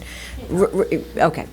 Thank you. Thank you. It's nice to be recognized in policy. Yeah. Thank you. We felt that. The other thing I might mention, normally we are pretty good at identifying all the stakeholders and we get opinions ahead of time on that. So maybe we should look into. But of course, if it changed, we wouldn't know ahead of time, would we? Yeah. All right. Well, we'll definitely look at it. I apologize. We just saw it yesterday on the agenda, which is why. Okay. No problem. We're, Easy fix. should be right, so. Yeah. It's an And easy I fix. just comment, I know that I received an invitation for the meeting to discuss the health education classes, and I think I declined because I had a conflict. But I was just going through my 10,000 emails trying to find it again. Yeah, I had to do it because you wouldn't do it. What? So, When is it? I Can somebody nominated tell you. me I again? nominated you. Well, it's Monday. It's Monday Monday at at 2:30. 2. Yeah. Yeah. But there is there are 2 board members now. But if you can make it, that would be very good, Monday It's here. afternoon. I'll look again to see if I can. Okay. Okay, so that means we're on to, One second. okay, you have something? Just a clarification Sure. for the committee, this ad hoc committee will be meeting on Monday. Right now, the board membership is at the limit without making it a public board meeting. How could I get my comments into the group? I am fully supportive of the proposal that Steve made, that any presentation outside of the curriculum, and that seemed to be the major part of the issues raised last meeting, was that if this group was removed, where would the students be made aware of services that are available in the community? Apparently, there's nothing else going on, and I would be supportive. I think they are entitled to understand the services that are available, but I believe, like Steve does, that this should be done as part of a forum or a multi-forum day if you want to isolate the parties from one from the other, because it is a very controversial issue, and it can very quickly drop into a conversation between the two parties, the 2 groups, the 3 groups, the 4 groups, depending on how many different opinions exist, of the differences and why they were better then. We're not looking to see who's better then. We're just looking to provide, as even Greer's presentation today on critical thinking is, we want the students to avail themselves of all the information available before they make a decision and a discussion. And the input of that data, is faulted if it includes only one view. So I would be fully supportive of some kind of forum. I understand that some of these do exist, and they can be run by any teacher or organization where they will offer a forum during the day after the regular school day or in the evening to provide the information. And we could control that in terms of, this discussion is simply to provide identification of where and what services are provided by the organizations, and try and avoid the kind of controversy we almost fell into today of discussing the views and purposes of the organizations. No, we don't want to do that. We want to provide a knowledge to the students of services available so they can make a more informed decision. So Dan, you asked about how you could give input, and I offer this really for anyone. We're meeting Monday. If people want to send me, emails or their thoughts, I'll share it with the whole group openly. Okay, thank you. You're welcome. I guess I'll be the unpopular one, and I have to say this up front. When we convene a committee, it's to advise the board. The board makes the decision, and it may not be what the committee said. Ultimately, it's our responsibility. So I want people to know that hopefully all sides are represented, hopefully everybody, and they come to a conclusion, and if we agree with it, that's fine, but if we don't, we're not bound to the decision that the committee makes. I just want to make that clear. Because this is a board decision.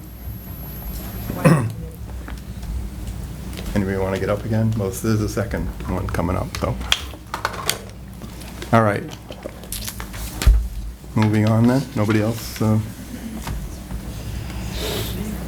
Board subcommittees. We had a policy subcommittee, not on 9700, unfortunately, yesterday. Was that yesterday even? Yeah, yesterday.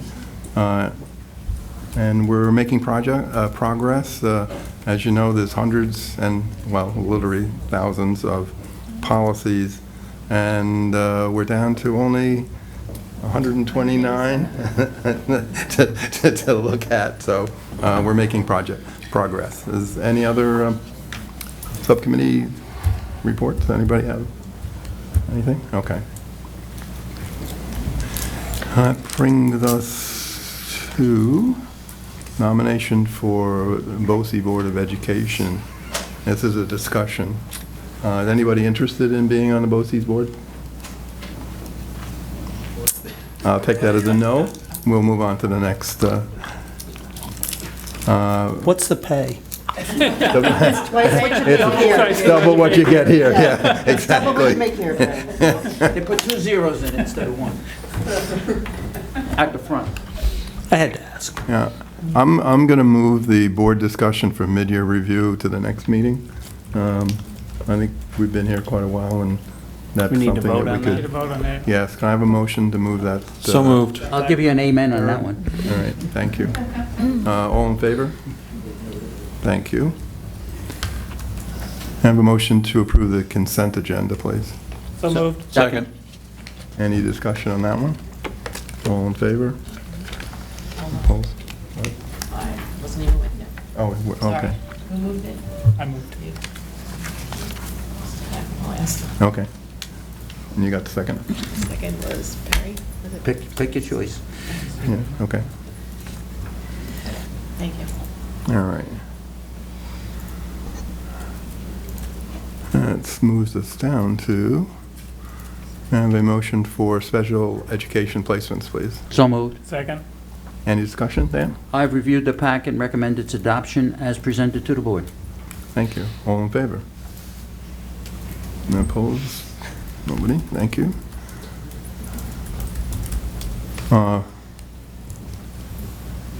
May I have a motion to approve the payment approval for the New York State, I forget what DOL stands for. Department of Labor. Department of Labor, yeah. So moved with regret. Second. With regret. Yeah. Any discussion that we were fined for? All in favor? Opposed? Thank you. I have a motion for 11.3, the bid award for the auditorium at the FDR audiovisual booth, the new equipment. So moved. Second. Any discussion on that? Quick question, if I read it correctly, there was only one bid, is that correct? That is correct. Thank you. All in Yeah, favor? No, Oh, I've got yeah. another question. Rick, if I'm reading this right, there's only 2 microphones. Is that because there are other mics already in the... Yeah, the 2 microphones that are coming with the system are specifically for presentations. The high school already has a full complement of around, I believe, 18 or even more than that wireless mics when they combine with Haviland. What we're upgrading is really the mixing board, the mixing console. The one currently is missing several channels. The one we're getting is much nicer, much more capable of running the whole system. This is also Ralph R. Smith's auditorium on top of that. So we're really outfitting 2 auditoriums in a way that they should be. It's going to give our kids a really great experience in technical theater as well. And the theater parents were very pleased to be part of the involvement. Related question, who's ultimately responsible for keeping track of this equipment and how it's used and how it comes back when it's been used and it's available for the next person and it's operational? And Wonderful question. There's so many possible answers to that. One is the HMS auditorium advisor. Mr. Edgerton is the advisor at the high school, so some of that responsibility falls upon him. The inventory is done through my office, so all this technical equipment will be inventoried through my office. It goes into a spreadsheet. We keep track of it through asset tags and everything else. The third part to that is actually, if you go to the auditorium right now, you'll see it's partially a construction zone, because when you walked in up until last week, it was an open booth, and the soundboard and the light board and several $1,000s worth of wireless mics were just sitting there in the open.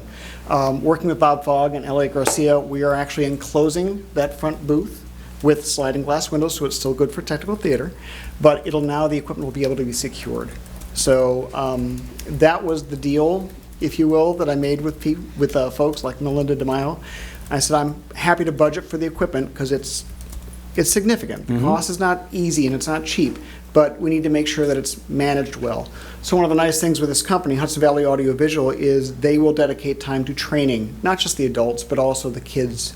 And already Melinda sent me a list of about 6 names. So we're going to be training kids on how to use the equipment properly. We'll have a couple key adults as well. You can actually go online and watch PreSonus videos now if you're really bored. So we're doing a number of things to try and protect the equipment.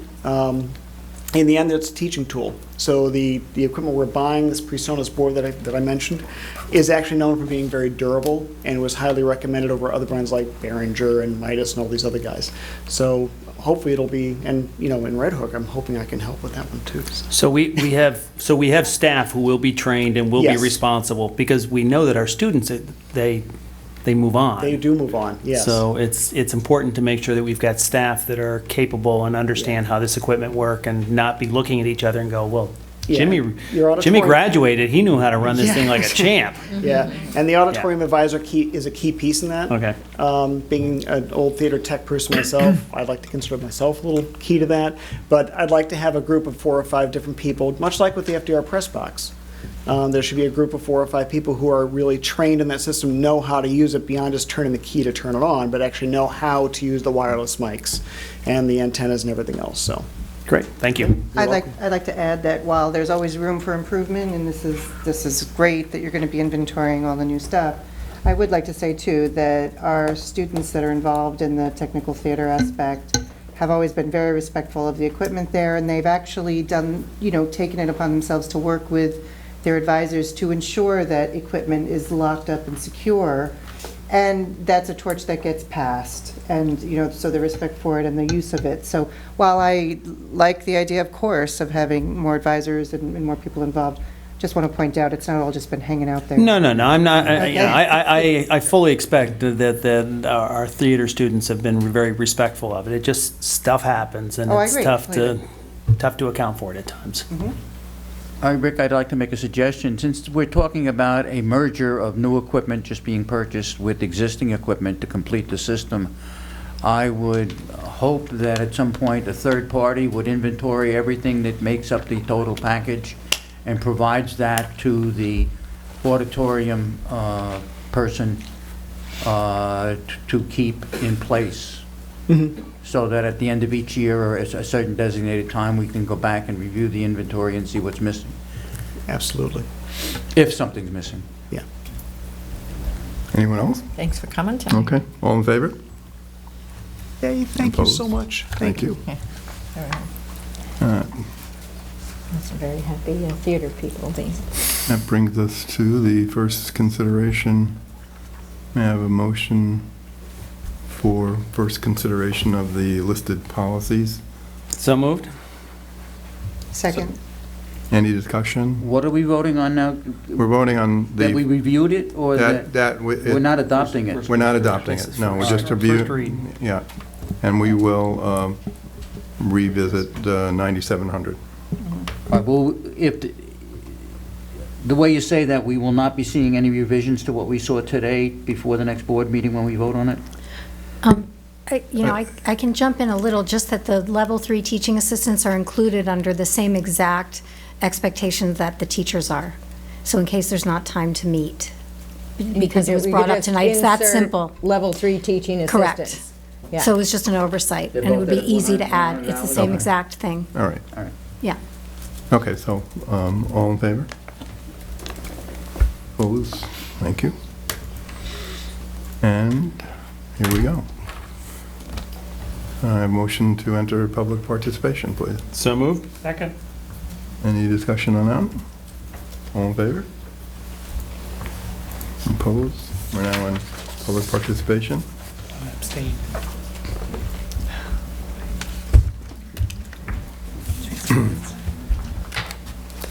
Nancy Molson, I certainly apologize if anybody felt that was an attempt at humor, but your disdain, Mr. Mittermeier, is misplaced. That was a note of incredulity that somebody, you, sir, had suggested that teachers be armed in these schools, a position that you also disdained, I might add.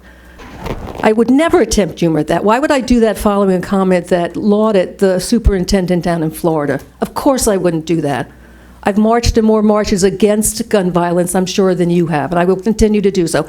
And Mr. Heater, you allowed all these people to express their thoughts, free speech, which I would do anything to preserve, and yet you cut me off. I have never seen anyone censored here, and I was speaking respectfully, and I was using, please don't smile at me like that, I was speaking respectfully and using fact-based information that I had found that I thought might help you guide your decision, because clearly there was such a amalgam of information last week that nobody seemed to know what to do, and we still keep going off on the subject of abortion, abortion, abortion. We don't teach abortion in the school. And if you want to know about CareNet, which you wouldn't even let me finish about that, we're supposed to give fact-based curricula to our students. Well, here's their sexual integrity workshop, and they list some of their topics. I mean, some of them are just, absolutely, according to Hoyle, sex defined, how far is too far, and then they get to things like condoms and the myth of safe sex. I don't know how scientifically backed up that is. And then there's secondary virginity. That's taught by CareNet. I had to look it up. Secondary virginity is a gift from God. God has the power to restore you to a place where you can be whole and pure again. I think you're really on a dangerous slope when you're starting to invite faith-based organizations in to address topics that have already been addressed reasonably and scientifically by our own staff. And I'd like you to explain why you felt you had to cut me off. I will. Thank you.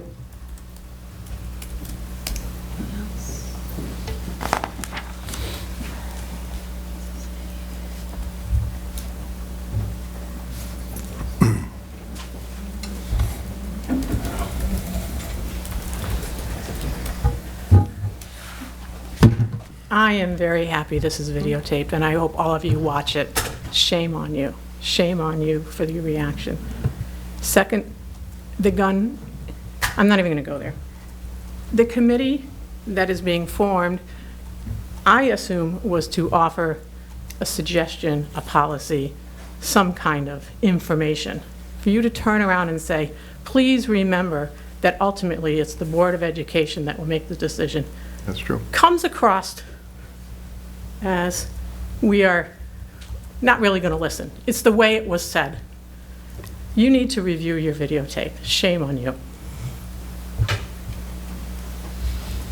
Anyone else? I have a motion to close public participation, or you want to talk? Go ahead.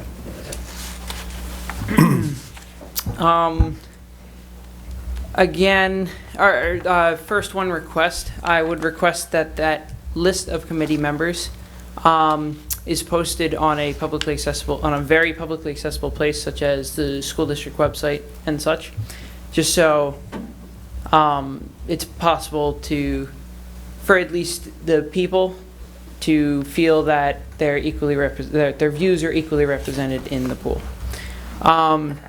That's one. Two, stating that you don't want religious organizations to be within the school district is kind of ironic, given that secular humanism is a religious belief system and is being taught directly by Planned Parenthood.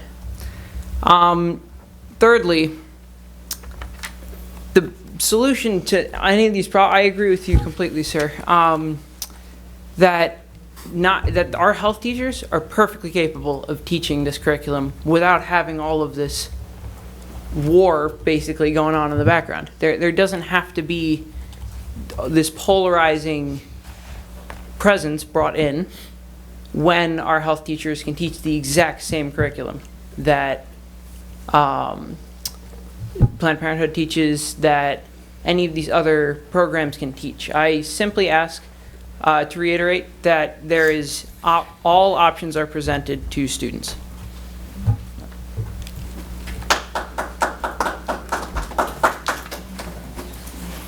This last question. How does one get on the committee?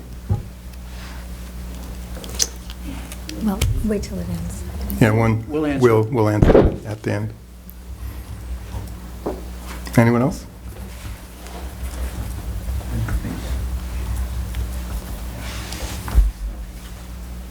Hey guys, I spoke at the last board. Name, please? Oh, Abby Cummings, 148 Hollow Road. I'm a student at FDR, a senior. There's 4 students in this room. 4. One of which can't speak right now, but she's amazing. Everyone knows that. 3 are in this room. That's it. 3.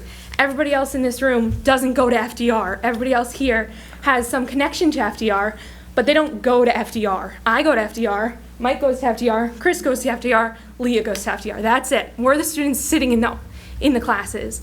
So I just think it's crazy that all these people are talking and it's getting so aggravated in here. Like, everybody has the same agenda. Like, we all want to educate students. That's the goal. Everyone in this room can agree with that. Everybody in this room can agree that we want to prevent pregnancy. Nobody's going to deny that. Everybody in this room wants to prevent kids from getting STDs, STIs, etc. That's everyone's goal, right? So why are we like fighting so hard back and forth when there's been a system in place for 7 years that's worked? It's never come up before. Parents never brought it up before. I know that in my health class that I took this year in the fall semester, I knew that Planned Parenthood was coming in. It was on my syllabus. I knew in October. I have never heard the word abortion discussed by any teacher in the school, ever. Never once. I think teachers are pretty good about keeping their personal opinions out of it and teaching, because that's what they're paid to do, teach. So I think it's just crazy that we're talking about like this abortion stuff, and it's just like, that's not what they're doing when they come in and speak to us. They're teaching us about condoms, safe sex. Abstinence is surely always taught. I know that my health teachers in the past have all taught about abstinence, and that's an important thing. It's the only thing that 100% guarantees that students aren't going to get pregnant. Everybody in here, I'm sure at one point or another, knows of a student that has gotten pregnant, and we want to prevent that. Why not have someone come in and teach your students to prevent it, so then you don't have to have the conversation of whether or not they're going to have an abortion because they've been taught how to have safe sex. Now, not everybody in here can agree that their student is not having sex, you know? Whether your parent is super religious or whatever it is, you cannot guarantee 100% that your child is gonna have protected sex or isn't gonna have sex until marriage. You don't know what they're doing all the time. I mean, you might think you do, but you don't. You don't know what kids do. I mean, I hear conversations in the hallway all the time, oh, she did this, oh, he did that, like all these things. And to think, like, you have this set mind of what a student is doing in their free time, and I don't think you see the whole picture. So I think just having someone come in, a third party, because people zone out in classrooms all the time. Like, I mean, I do it in a math class. If it gets super boring and I'm like, oh my gosh, I can't stand this anymore, I zone out. So when a third party comes in, you're more likely to listen. And if what they're teaching is only use condoms, you can have abstinence is 100% effective for preventing pregnancy, and you can go to this place to get STD tested, or you can go to this place to get contraceptive methods. I think that's so important. Like, I don't understand why we're talking about abortion when it's not even going to be taught by them. Like, I can't fathom. Yeah, so that's it. Thanks. Abby.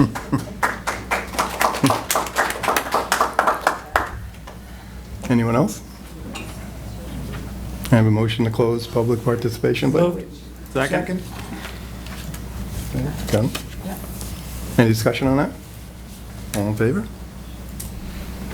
Okay, we'll start off with Nancy.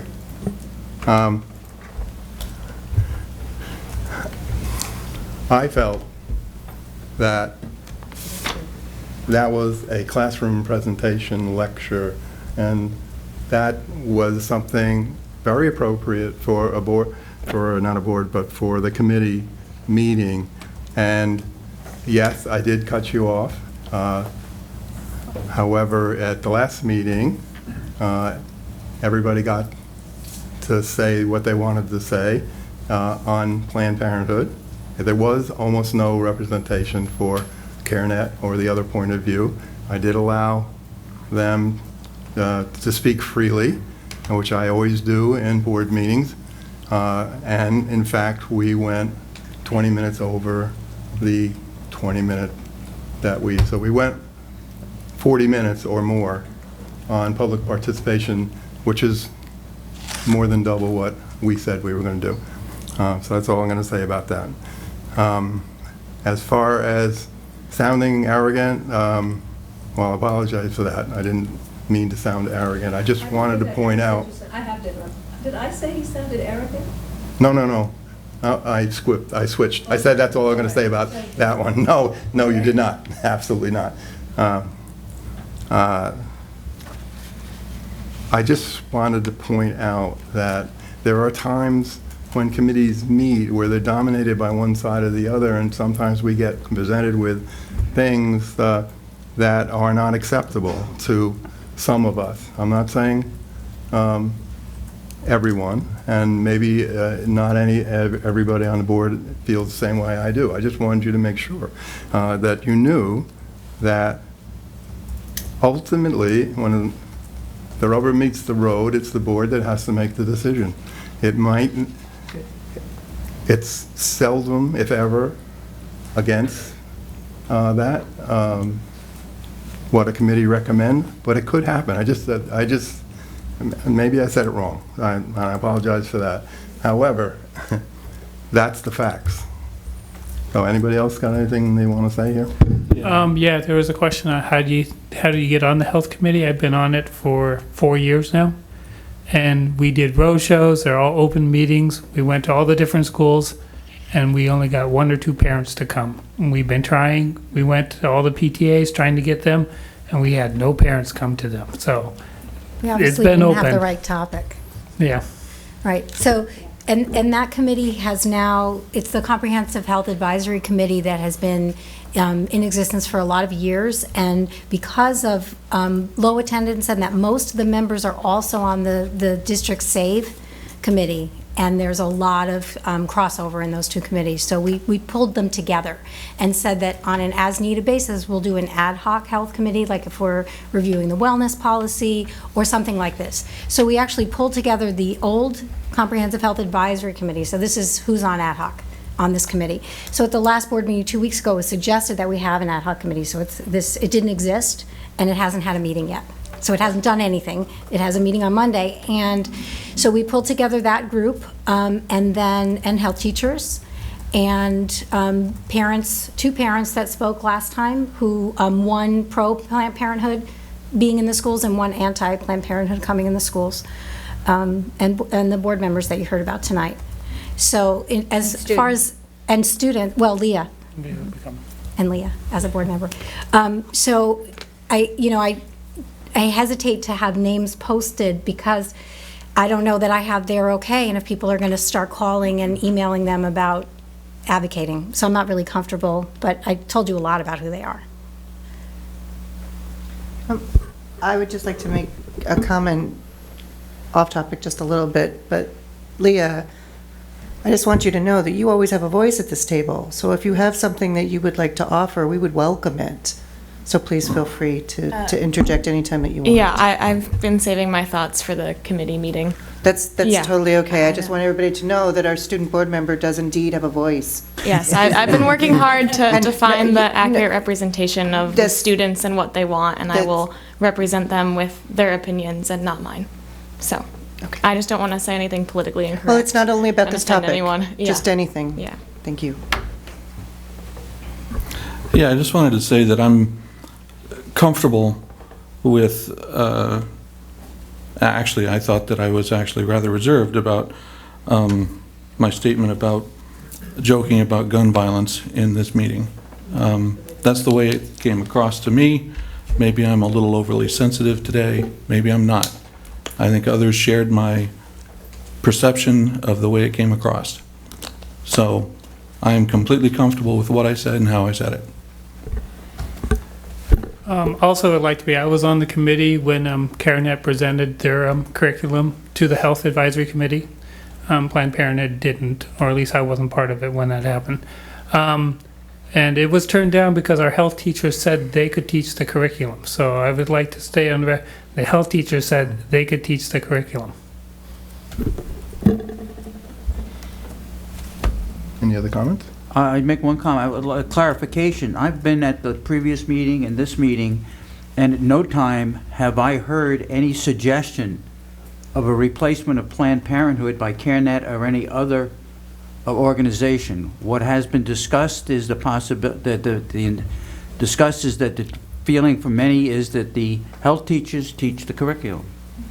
The suggestion has also been, because we felt that there was a valid issue raised about the fact if the health teachers are teaching it, how do we get an honest representation to the children who take the courses as to what services are available to them and the guidelines through which that can occur. Those items are not identified in the curriculum as far as I know, and the suggestion we've had, which made most sense to me, was to allow these organizations an opportunity to present their services to the students in a forum outside of the curriculum of the class itself. Because if we opened it up, the possibility exists that either A, we might get 5, 6, or 7 organizations nudging each other to get to say in front of it as a classroom presentation, which would obviously blow the schedule for that particular course, or to have a forum offered in the afternoon where the students could avail themselves of the information they were looking for and even select the organizations that they wanted to hear from.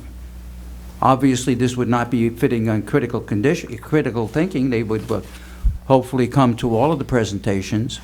But I hesitate, as I indicated before, to ask several organizations with different views on this topic to speak at the same time, because as we've seen today and we learned last week, it is very difficult to prevent a development of an antagonism between the groups that are speaking. Thank you.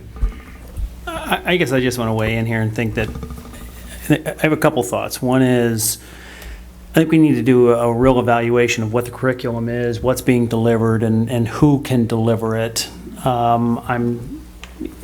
While I do believe that our teachers are probably well prepared and well able to deliver it, I think that we've also seen the value of having someone from the outside come in as part of that delivery. I mean, we do it for many other subjects, whether it's engineering or art or all others, where we bring in other professionals who are working, and I think that it happens in a professional environment where I don't know how many times I've worked for a company that would hire a consultant to come in and tell us something that we already knew, but for some reason we listened to it and found new life in it, and it made sense all of a sudden. With that, I think we have to be very careful as to what the presentation is, and I would hope that we're monitoring that, I suspect that if we go forward in using outside sources, that we will monitor that very closely.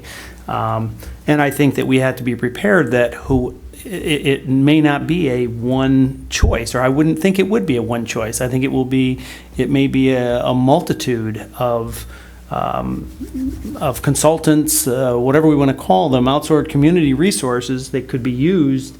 And I don't know that we have to blow out the curriculum thinking we've got to let 5 of them come in 1 year. It could simply be a rotation where it could be 1 year it's one, next year it's another. Because the concept is that they're delivering the same material. They should be delivering the same material. We're not talking about changing their curriculum. We're talking about the delivery of the curriculum. So, unfortunately, I don't know that I'm going to be able to be there for Monday, but, I'll be very interested to hear what's discussed.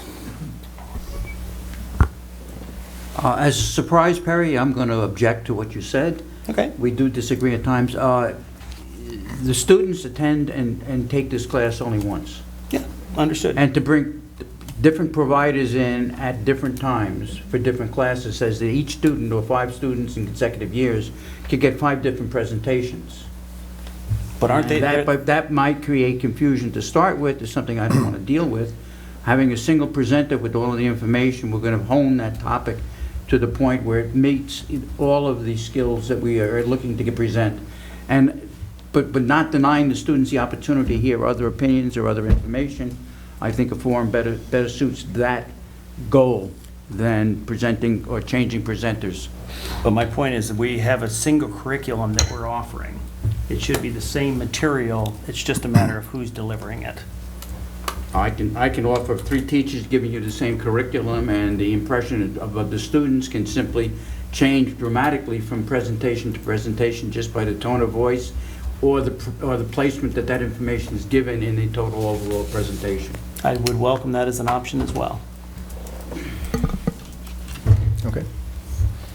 Anybody else? All right, thank you. There are no other matters deemed necessary, the board that I know of, unless somebody has something they want to bring up. All right. There's no need for an executive session, so may I have a motion to adjourn, please? Moved. Second. And you got them? Any discussion? All in favor? Opposed? Thank you very much. We're now adjourned.